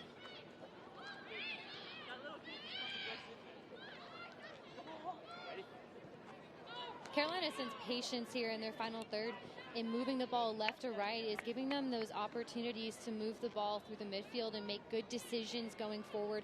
Sporting JAX is going to settle in and also look to cut off those passing lanes and stay compact in their back line. Sophie Jones getting it wide to Sophia Bowman. Sophie Jones was kicked, and the whistle followed. Sophie Jones is a player. She has such a calming presence on the field, and not just with her being a captain, the way she plays, but I think the way she leads as well for this team. She's very present, doesn't look too far into the future, and that translates into the way that she plays on the field. Yeah, a real positive energy vibe from Sophie. always has good things to say, even in tough situations. Carolina again wanting a whistle. Didn't come that time as Riley Parker was coming forward.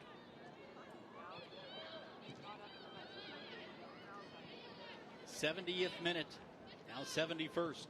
This one across the top, the 6-yard box, and out for a throw for Sporting JAX. Now, I think this is a pivotal time in the game for Sporting JAX. They need to make a decision. Are they going to play more like they were in the first half, connecting passes and building through the lines of Carolina Ascent? Or are they going to stay more on the defensive and look for those players like Corbin, like Mercado, to make those shots on goal in their final third? And another corner now coming for Carolina Ascent after the giveaway. You have 2 chances every week to get the latest on Sporting JAX. The Coaches Show, Tuesdays at 6 on 1010XL. And the Sporting JAX Soccer Hour, Thursdays at 6 on AM 930, Fox Sports Radio, and the iHeart app. They'll go short with it. Aguilera sends one high, headed away, but not out. And now the whistle as a couple of players came together. Let's check in once again down on the sidelines with Emerson Burris. Thanks, Cole. Sydney Schmidt has proven herself to be a star in the making. The 17-year-old midfielder started playing at just 3 years old, and as a freshman at St. John's Country Day, she tallied 25 goals and 22 assists. She's represented the U.S. at the U15, U16, and most recently U17 level, scoring her first international goal against Canada last month and earning a call-up to the August camp roster as well. And now she's on the pitch for the first time tonight with Sporting JAX, hoping to make the same impact as with the youth national team. There's no doubt there are high expectations for Sydney Schmidt's future. She's already delivering at the youth national level and now getting her opportunity as an academy player with Sporting JAX. Mercado on the run. Paige Kenton coming back to track back to her. Mercado, step over, and Paige Kenton using her body well to shield Mercado from the ball. That was a great battle from both of those players. Paige Kenton staying quick on her feet to keep Mercado at bay in the 18-yard box. Mercado easily could have gotten just a little bit of space for a shot off on goal. And Mia Corbin will now come off. Another substitution. Elisa Walker coming in. Elisa Walker. In the game, number 9, Mia Corbin. So Mia Corbin did not figure into much of the action here tonight. Substitution for Carolina Ascent. Number 11, enter the game. Another Gatorade sub here as Lona Grabius comes in, replacing Taylor Porter in the midfield.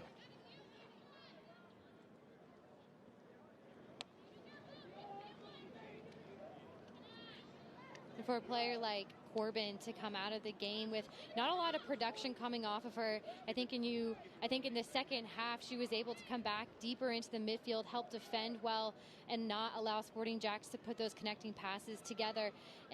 But for most of the attack, we didn't really see much of her action in the 18-yard box. Now a player who put a big stamp on the initial season in this league last year. Does have a goal this year, but not much else. Ooh, bad giveaway here for Sporting JAX once again, and there's the equalizer. The mistake by Sporting JAX out of the back, and Carolina Ascent equalize in the 74th minute. Alyssa Walker just on the pitch and delivers immediately. The former Richmond Spider and University of Iowa star. And just a misstep here for Sporting JAX. You see number 31 coming in, a good cross just across the 6-yard box for Alyssa Walker to put a touch on into the back of the net. That was eerily similar to the goal that Dallas scored against Sporting JAX last week. A bad giveaway in the back end. And Walker, who's played professionally in Sweden and Norway and Denmark, and with the Spokane Zephyr in this league, delivers here for Carolina, one of the new additions for Carolina Ascent.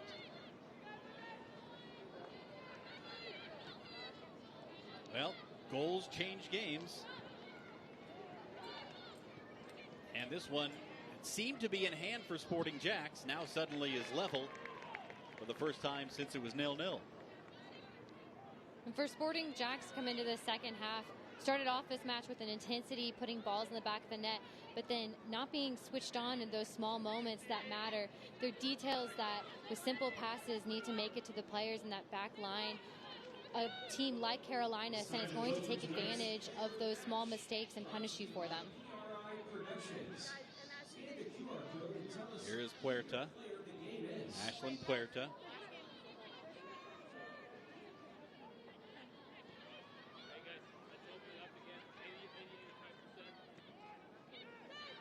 Sydney Schmidt. Back to Georgia Brown. Now Gerstenberg sends it forward. Bouncing. And Hughes scrambling for it for the throw, trying to go faster. And Coach Balaam told us this week that in practice, she's given scenarios to her team during practice to work through these kinds of problem-solving opportunities where they have to rely on each other to figure out how are they going to get a goal in the back of the net, how are they going to play when players are going to be closed down by the opposing team.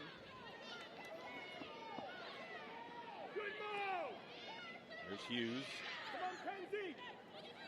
with Hunt coming in support. Back to Sophie Jones. Sydney Schmidt plays it forward. Pennick. It'll be a throw for Jacksonville.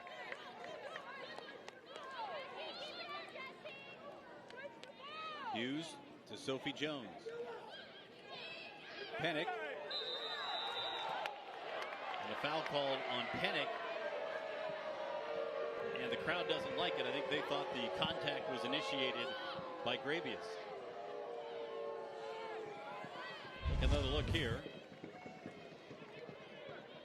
You can see shoulder to shoulder. Pennick puts a shoulder into Gravius. Running onto that ball, maybe just a tad too tough.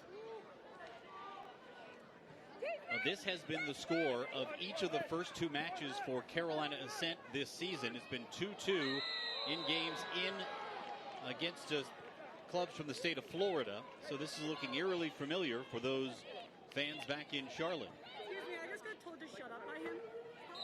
No way!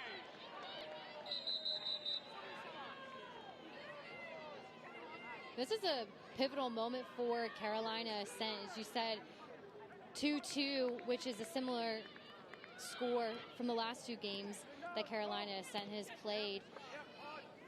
I think it allows them to take care of the ball if they find the momentum that they need to continue to penetrate Sporting JAX's back line, keep them off the ball, and find that space in the wide ends to get another shot off. A nice bit of passing there by Sporting JAX. Leads to a throw. And Meg Hughes will take it as we near the 79-minute mark. Will there be a moment of glory in the final 10 minutes plus? This one played over the top for Hunt. She's onside. Jessie Hunt. And McClellan came off her line and got there just in the nick of time. That was a great play by McClellan here. She anticipated the run from Sporting JAX on the transition. It very easily could have been a fantastic shot. Take another look at Jessie Hunt's opportunity against Megan McClellan. And you see a great ball played in here. Number 6 running onto that ball. McClellan coming out, anticipating that shot towards the top of the 18. And McClellan will start to build it out from the back for Carolina Ascent here in the 80th minute. And as we've been mentioning, Sporting JAX looking for the first home victory in club history. Carolina Ascent looking for the first victory of the season after they had the best record in the regular season in 24-25.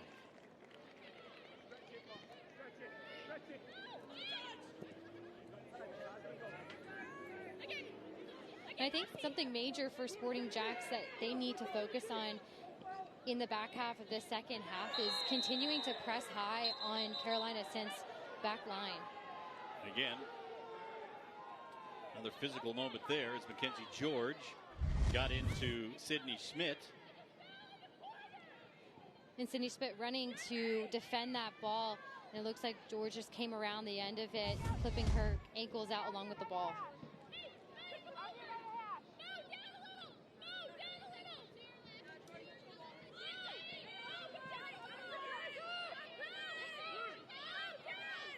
Jamie Gerstenberg will wind up and boot one deep here.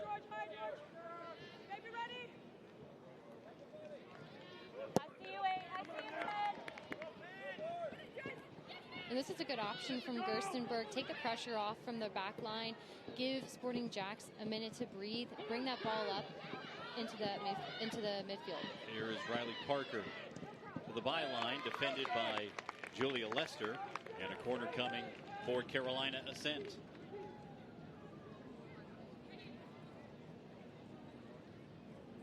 Riley Parker there. 31st pick of the 2023 NWSL draft by Racing Louisville. Played with Tampa Bay Sun last year, transferred to Carolina before the start of the spring season.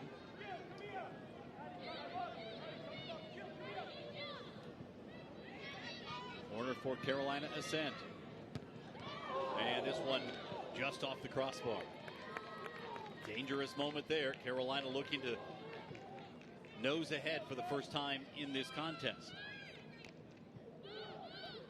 And a great ball played in by Moxley. And Moxley is a great player to highlight. Coach Poole told us earlier this week that it's not just her action on the field, but she's a strong player. She's faced some injury and been able to come back from some serious circumstances and adversity to be able to come back on this field and continue to play for Carolina Ascent. It's been a great example of sticking with it, overcoming those injuries. There, she nearly put Carolina Ascent ahead. 83rd minute. It has been a chippy one in the second half, and both sides have had some opportunities. Played out wide for Puerta. Bowman on the run, and it'll be a throw for Carolina as that one caromed off Sophia Bowman.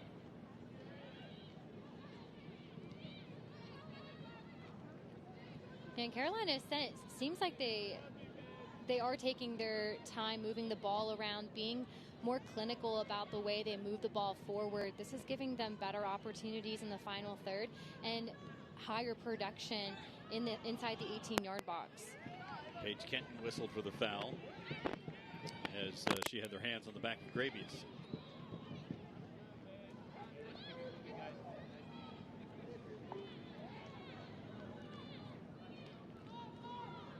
Jacksonville bringing a little more of a press here. Pennick chasing after it.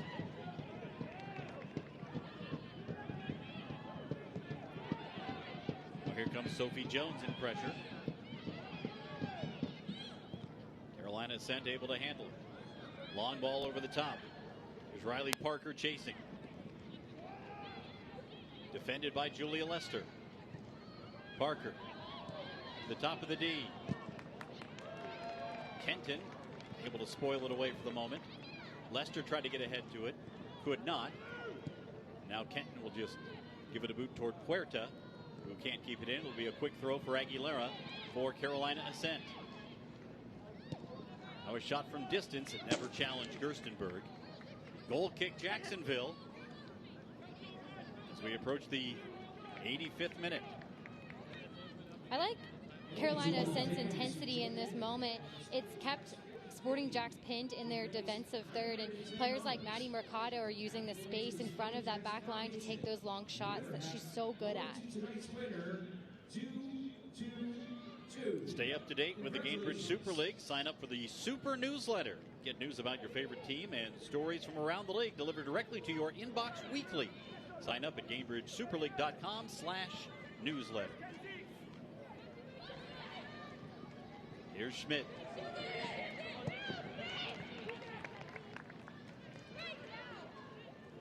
And it will be a throw for Jacksonville.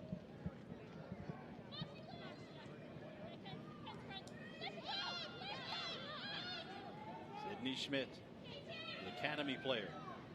Now Sophie Jones, Meg Hughes. She'll send one to the point, and then taking a step over the penalty spot was Jade Pennick, got ahead to it. But McClellan read it very well, covered it easily.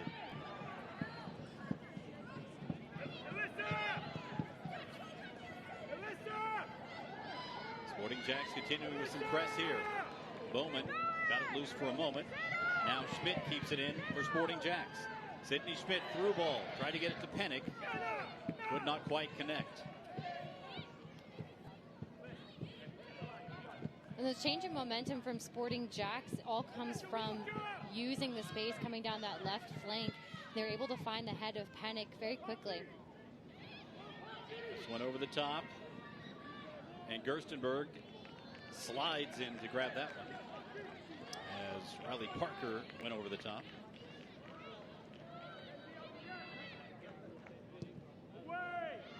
This has been a good one here in Jacksonville. Just perfect for MC Redlitz's birthday. It is. It's been a fantastic birthday. Sophie Jones to Sophia Bowman. Huerta making the turn. Out wide for Meg Hughes. Can she catch up? She can. Hughes looking to cross one. Nobody home for Jacksonville. Kenton comes forward for Sophie Jones. All 10 outfield players in the attacking half now for Sporting JAX.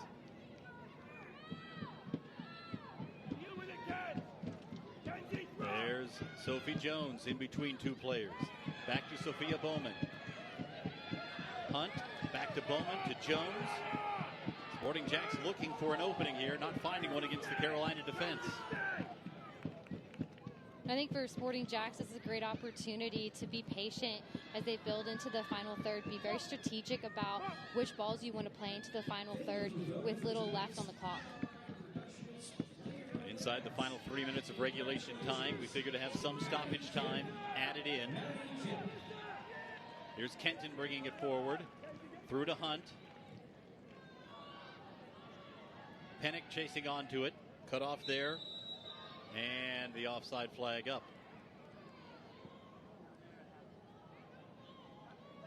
Jade Pennick has done some running today.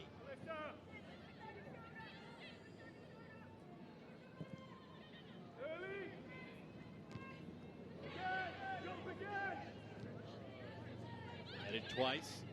Now 3 times. The third by Sydney Schmidt. Meg Hughes kicked as she ran. Delayed whistle.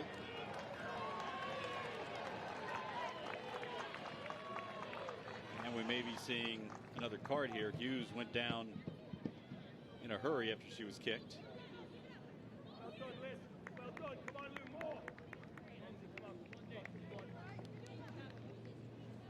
And for Carolina Ascent, it's all with the tension of the last few minutes of this match. You don't want to end another game in a draw 2-2. Take another look at this instance. Hughes on the run, and that's Emily Morris who went right through her. Hughes is still down.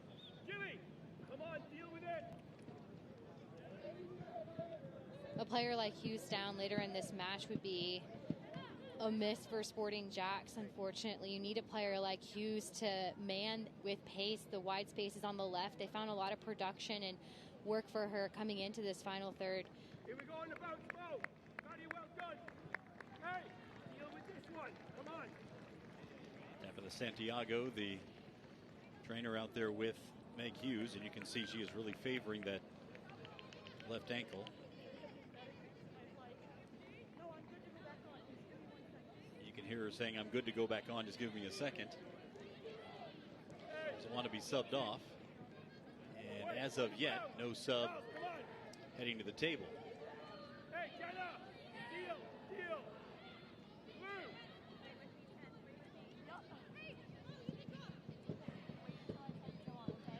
Looks like she's going to stay on.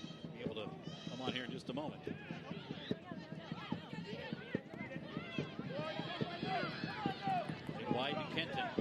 Final minute of regulation time. Paige Kenton coming forward, former Penn star.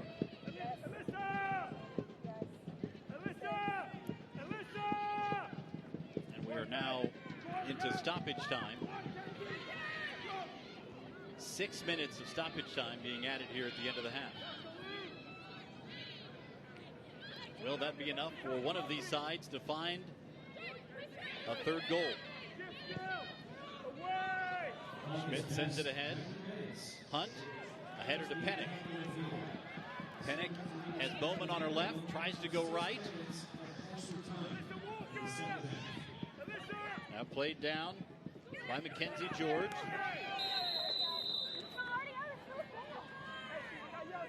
I think for Carolina, a set piece at this time late in the game is a great opportunity to get this ball forward more direct.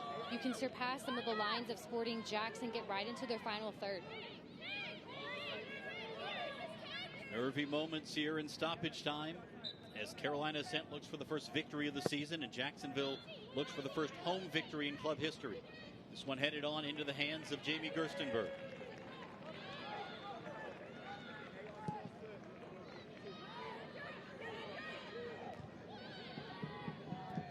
Second ball, won by Sophie Jones. Schmidt playing it forward. Headed back into midfield. Jones to Bowman. Those two seem to be telepathically connected for Sporting JAX in the midfield. They always seem to know where the other one is. Out wide, Julia Lester. Marked there by Riley Parker.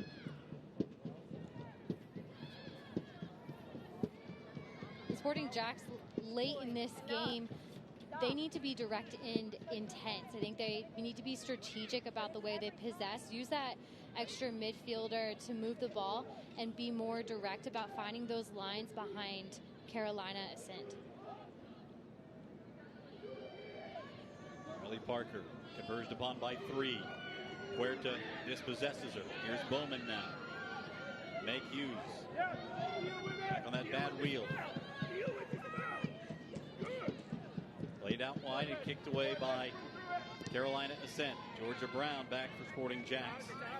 Sends it out wide. It'll be a throw for Ascent with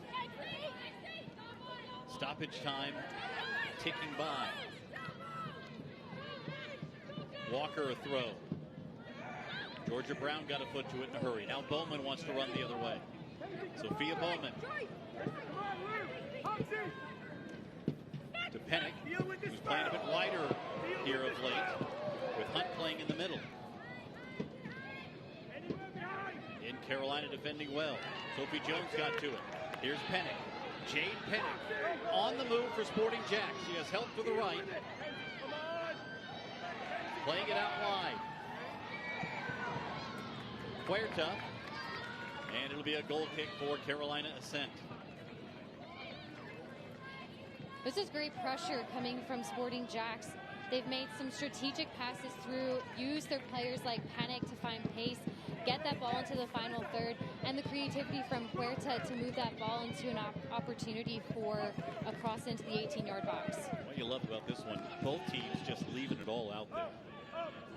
Taking every last bit of energy. And a whistle will be a free kick.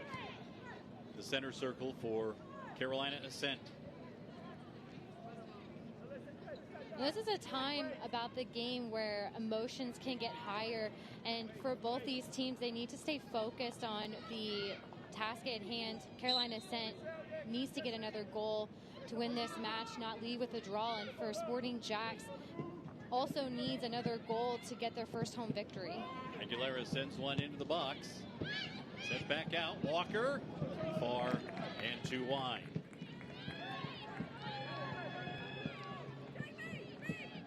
I think Sporting JAX has done a great job with that back line and also their center defensive mids of sitting in that low block at times. It's kept Carolina Ascent from hitting those long shots farther away from goal, lowering their percentage of being on target. Bowman wins the second ball. Huerta bodied off of it.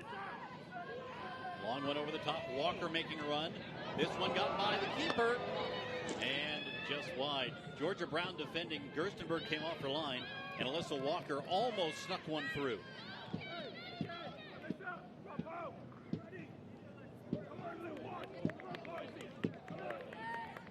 Is there one more moment left in this one? As we get into what appears to be the final minute of stoppage time. Could be extended a bit after the Hughes injury. Here comes Mercado. Out wide to Gravius. Defended by Julia Lester. Gravius, no challenge there for Gerstenberg. That's a dangerous encounter from Gravius there in the 18-yard box of Sporting JAX. You never want a player to get into your box and turn you as a defender. It can be your worst nightmare. Puerta tried an overhead kick. Didn't maintain possession. Now Jesse Hunt coming back to it. Now Puerta circling back for Sporting JAX. Maybe one last charge left for the home side. This one over the top. Pennick came to it. McClellan got there first. Sent back for Carolina. There's the final whistle. A 2-2 draw for Carolina Ascent. It is the third 2-2 draw against the Florida team this season. And for Sporting JAX, it's the first point at home, but it is not a victory. A 2-2 final in what was a hard-fought game for both sides. A lot of energy expended, and 1 point each coming from this contest. In a well-fought battle, unfortunate for Carolina Ascent to walk away with another draw, and for Sporting JAX to get their first point at home does add to the belief of the system as they start early on in the season. All right, we will hear from some of the Sporting JAX players when we come back after a 2-2 draw against Carolina Ascent here at Hodges Stadium.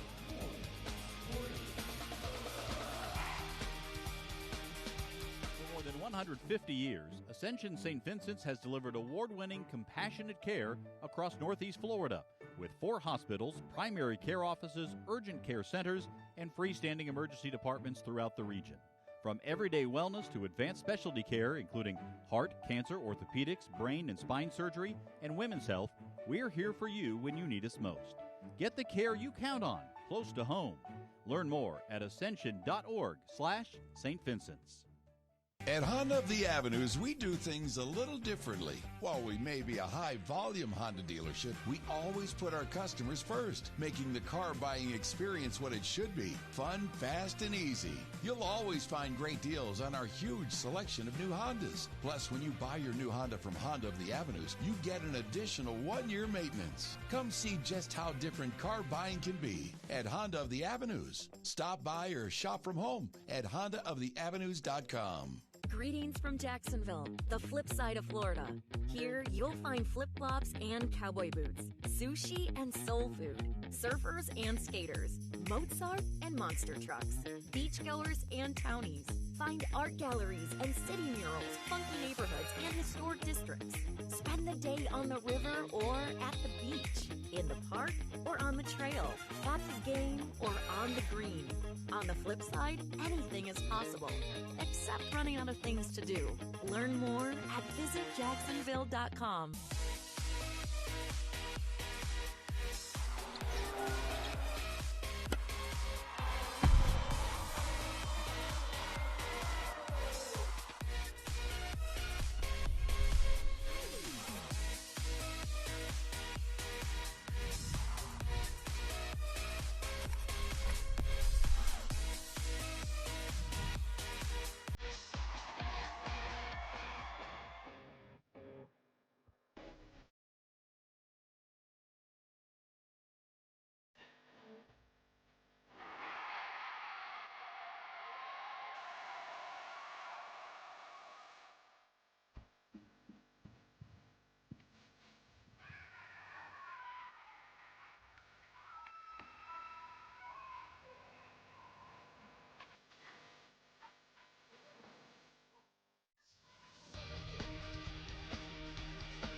This broadcast of the Gainbridge Super League brought to you by Gainbridge, by UNF, by Pepsi,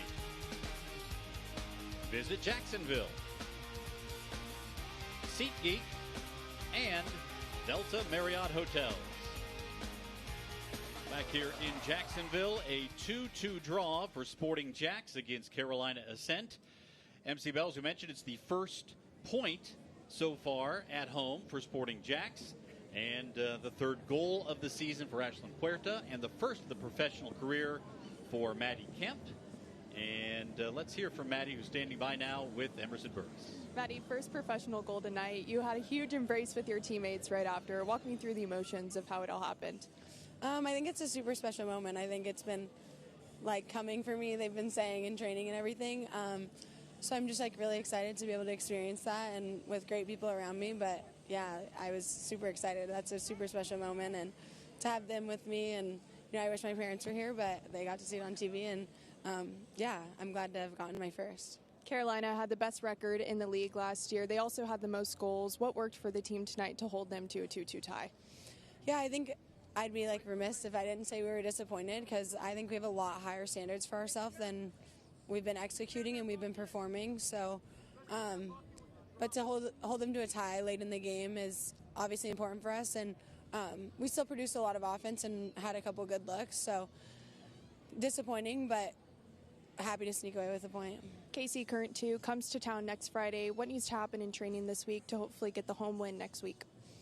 I think we just need to work on maintaining our performance from the jump and staying true to who we are. We're still, we have a game plan, we have a style, and figuring out how to hone in on that and maintain despite however another team might play, and just focusing on us. We need to stay consistent from minute 1 to 90, and we haven't put together a full performance this season. We've showed glimpses of like what we are capable of, and I think we've entertained people and we've entertained ourselves, and just focusing on how we can be consistent through minute 1 to 90.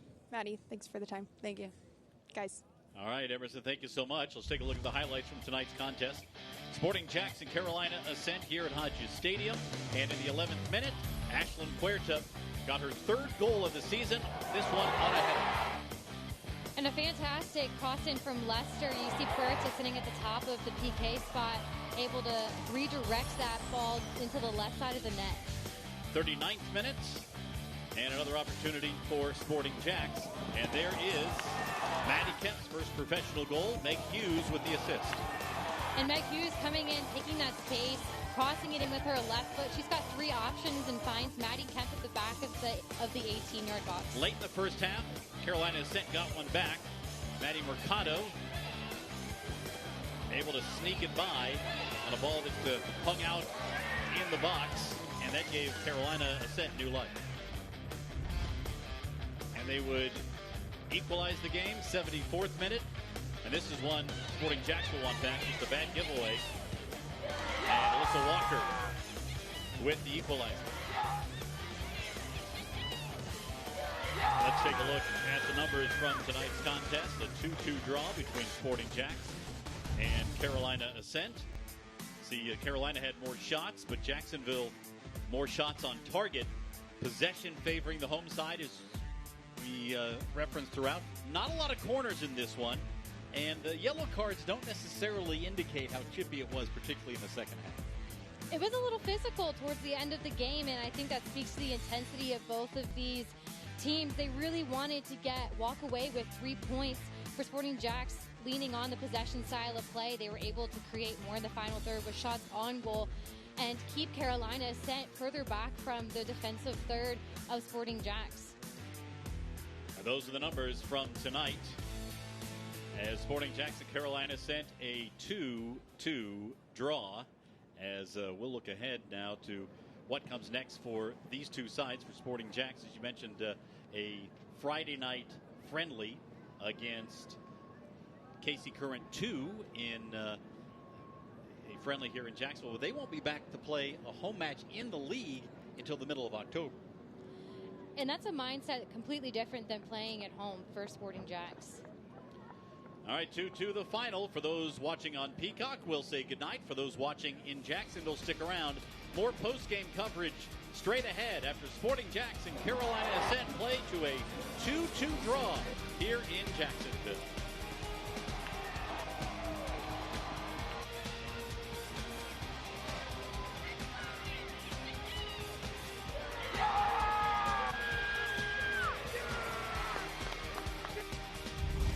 These copyrighted telecasts of the United Soccer League cannot be retransmitted, rebroadcast, or reproduced without the express written consent of the United Soccer League.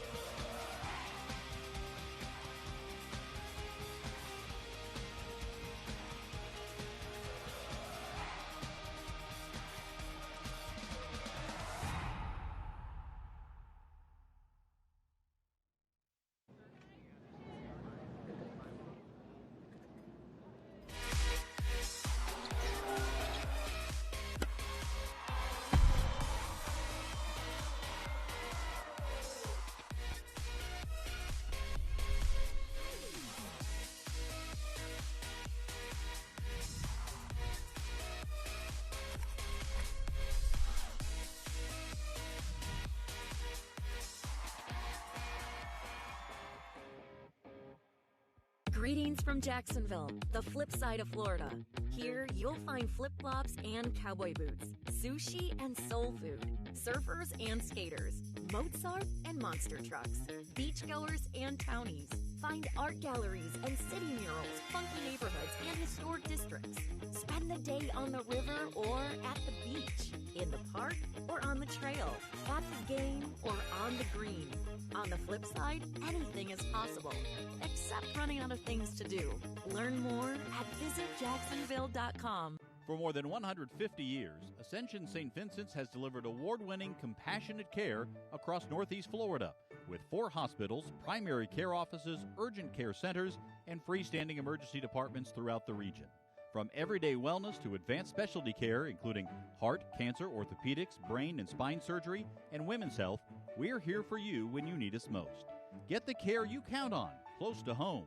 Learn more at ascension.org/St. Vincent's. At Honda of the Avenues, we do things a little differently. While we may be a high-volume Honda dealership, we always put our customers first, making the car buying experience what it should be: fun, fast, and easy. You'll always find great deals on our huge selection of new Hondas. Plus, when you buy your new Honda from Honda of the Avenues, you get an additional 1-year maintenance. Come see just how different car buying can be at Honda of the Avenues. Stop by or shop from home at HondaoftheAvenues.com.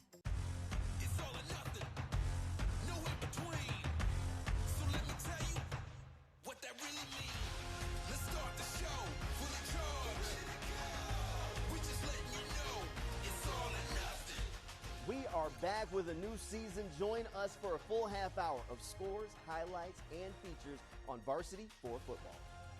Fridays at 10:30. Presented by the Accident Attorneys at Farah and Farah. Welcome back to Hodges Stadium. After a 2-2 draw, Sporting JAX now 1-2-1 on the Young Gainbridge Super League season. Let's hear from the head coach, Stacey Balaam, who's standing by with Emerson Burks. Coach, I'm sure it wasn't the result you were looking for tonight, but you did have 2 goals. What did work in the final third for the team? Well, we needed to be more clinical in front of goal. That was a big difference to last week. And, we were just hoping that we can give the home fans a win. It feels like a loss right now because we gave up a 2-0 lead. So, a bit of a disappointing one. You won't have another home game for the league until mid-October, but you play KC Current next Friday. What changes this week at training? Well, I think it would be nice to actually go back on the road, to be honest, just kind of break that streak of being at home and just refocus for the away games. But this one coming up, KC Current, is another, competitive game where we can work on some things that we need to refocus on and try some new things, maybe try some different personnel. So I'm looking forward to it and, hopefully we can bounce back for the league play after that.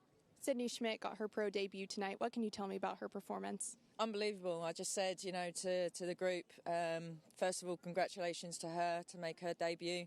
But to come in a game like that where, it's intense and, she's got to handle herself. She's a young player, but I had every bit of faith in her. I told her just go out there with no fear, and she certainly showed that. Coach, thanks for the time. Thank you. Guys. All right, Emerson, thank you so much. Yeah, clearly you can sense in the comments there from Stacey Balaam, she wanted those 3 points so badly. She's been talking about wanting to deliver 3 points for this home crowd. Announced attendance 7,401, so a big crowd here. Wanted to see 3 points taken by Sporting JAX. And yeah, for Sporting JAX, they've worked so hard to get to this point and to get a 3 points at home as they leave for their away part of their season would be fantastic and great for the belief system. Continue to build that belief in their players to buy into that system that they're trying to establish here at Sporting JAX. We've talked a lot this year about how this is a year of firsts in the first year. First home point with the draw today. Also the first Academy player seeing the field. It happened tonight as Sydney Schmidt played for Sporting JAX. She's standing by now with Emerson. Sydney, made your professional debut tonight.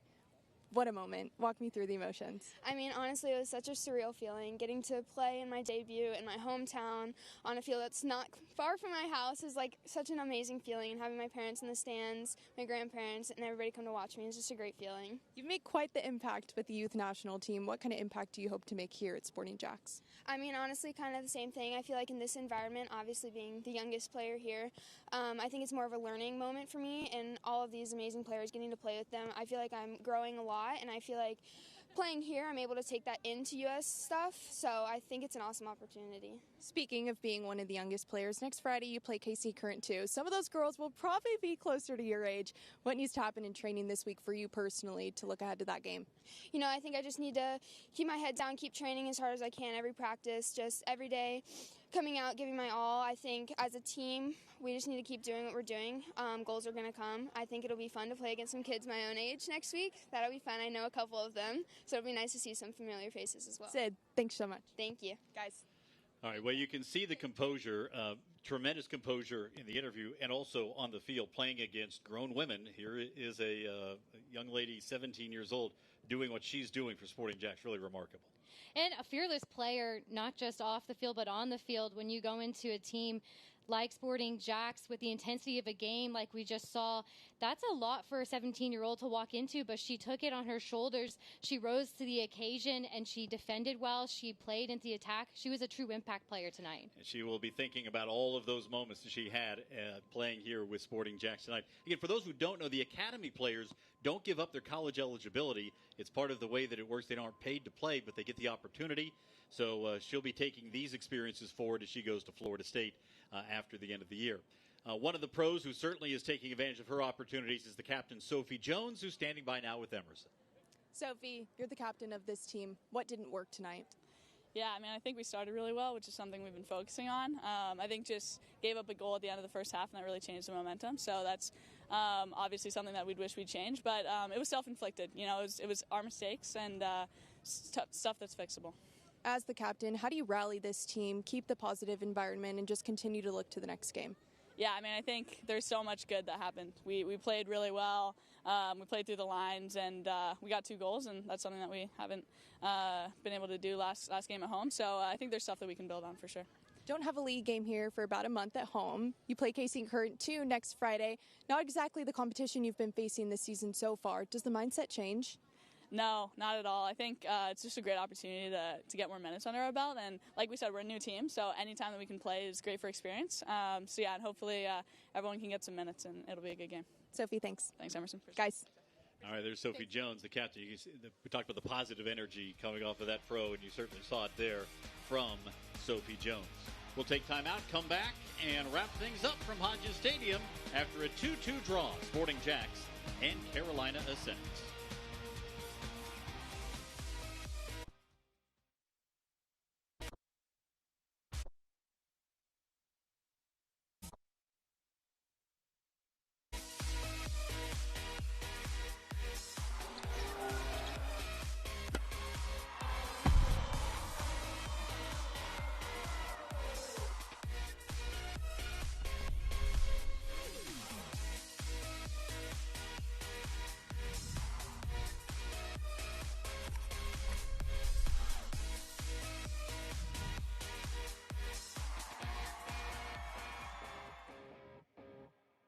Greetings from Jacksonville, the flip side of Florida.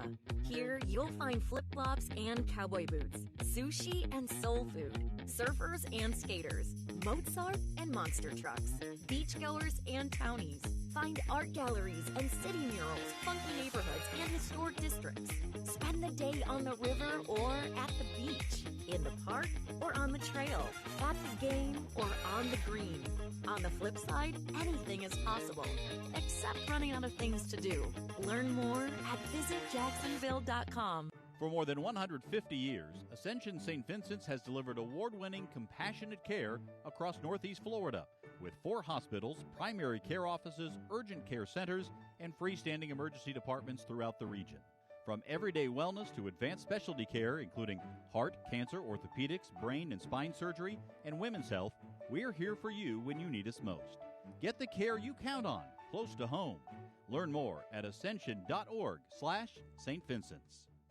At Honda of the Avenues, we do things a little differently. While we may be a high-volume Honda dealership, we always put our customers first, making the car buying experience what it should be: fun, fast, and easy. You'll always find great deals on our huge selection of new Hondas. Plus, when you buy your new Honda from Honda of the Avenues, you get an additional 1-year maintenance. Come see just how different car buying can be at Honda of the Avenues. Stop by or shop from home at HondaoftheAvenues.com.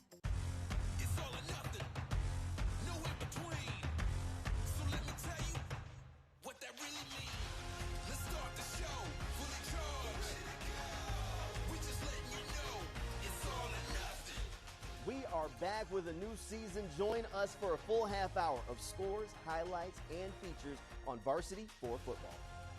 Fridays at 10:30. Presented by the Accident Attorneys at Farah and Farah. 2-2 the final. Sporting JAX and Carolina Ascent finish up here at Hodges Stadium. It's 3 straight 2-2s for Carolina Ascent this year. No wins, no losses, and 2 draws, while Jacksonville 1 win, 2 losses, and a draw. Let's take a look at the highlights from tonight's contest once again. And you heard Sophie Jones mention it. Getting off to a hot start was a big part of that. 11th minute, terrific attack here, and the header by Ashlyn Puerta for her 3rd goal of the year.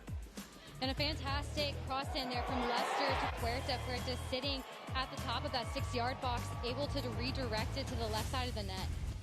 39th minute, another opportunity for Sporting JAX, and Maddie Kemp had been knocking on the door. This time she walked right through.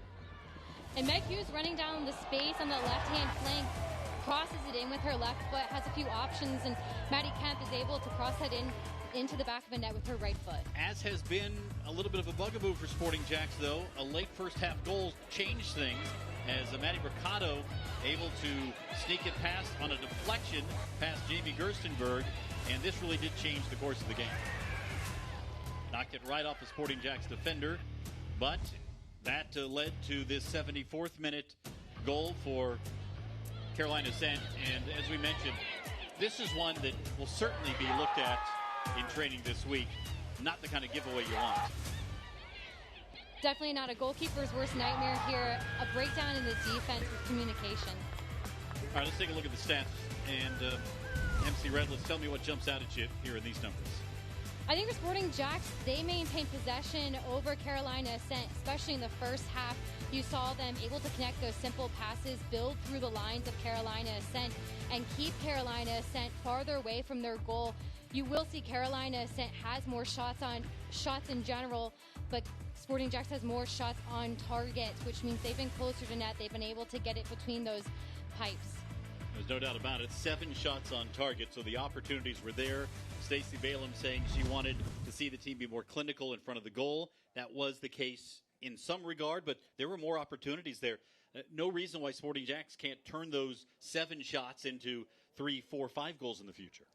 And just being clinical, I think it takes minutes for Sporting JAX. Like you heard Sophie Jones say earlier, they're a young team. They need minutes to gel together as players. And you're seeing glimmers of hope in that final third, getting that extra touch or that extra shot in their final third more often. Increase the production will help this team find more balls in the back of the net. Well, we'll also say that moving forward, you heard Emerson talking with the players and Coach Stacey Balaam. The next opportunity is against KC Current 2. Now, that's a reserve team for an NWSL side. There will be a lot of younger players on that field.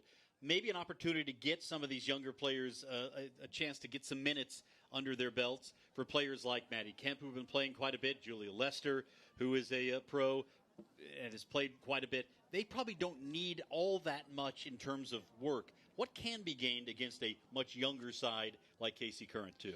Playing a team like Casey Current, too, allows Sporting JAX to get those minutes, try new things in their formation, and work on mistakes that they've seen early on this season, especially in the defense. You haven't seen Sporting JAX put together a full 90 yet.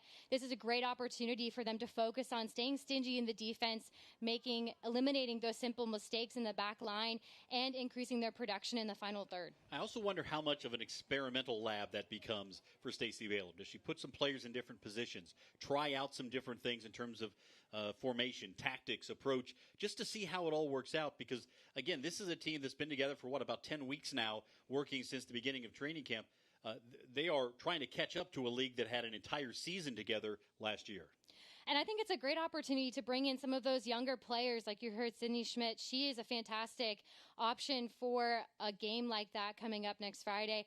And with trying to change the formation, try different things, bring younger players in, see if you can find different combinations with players that haven't previously seen the field together before. Another player we'll keep an eye on to see if she's ready to go for Sporting JAX on Friday is Libby Smith, English forward who was brought in, just started training this week, hasn't played a match since basically 3 months, so she may not be quite fully match fit, but if she can get out there and get a couple of minutes of play with her new teammates, that can pay big dividends down the road.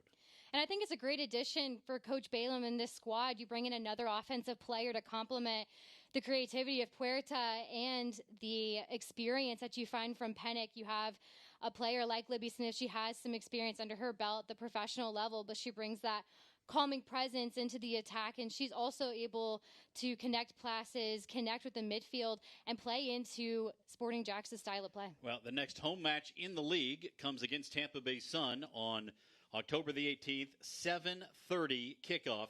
Go to sportingjax.com and get your tickets for that one. This was a good one. Sporting JAX had the opportunity. They go home with a point. Their first point won at home in a 2-2 draw with Carolina Ascent. For MC Redlitz and Emerson Burris and our entire crew, I'm Cole Pepper. Thanks for watching Sporting JAX. We'll talk to you next time.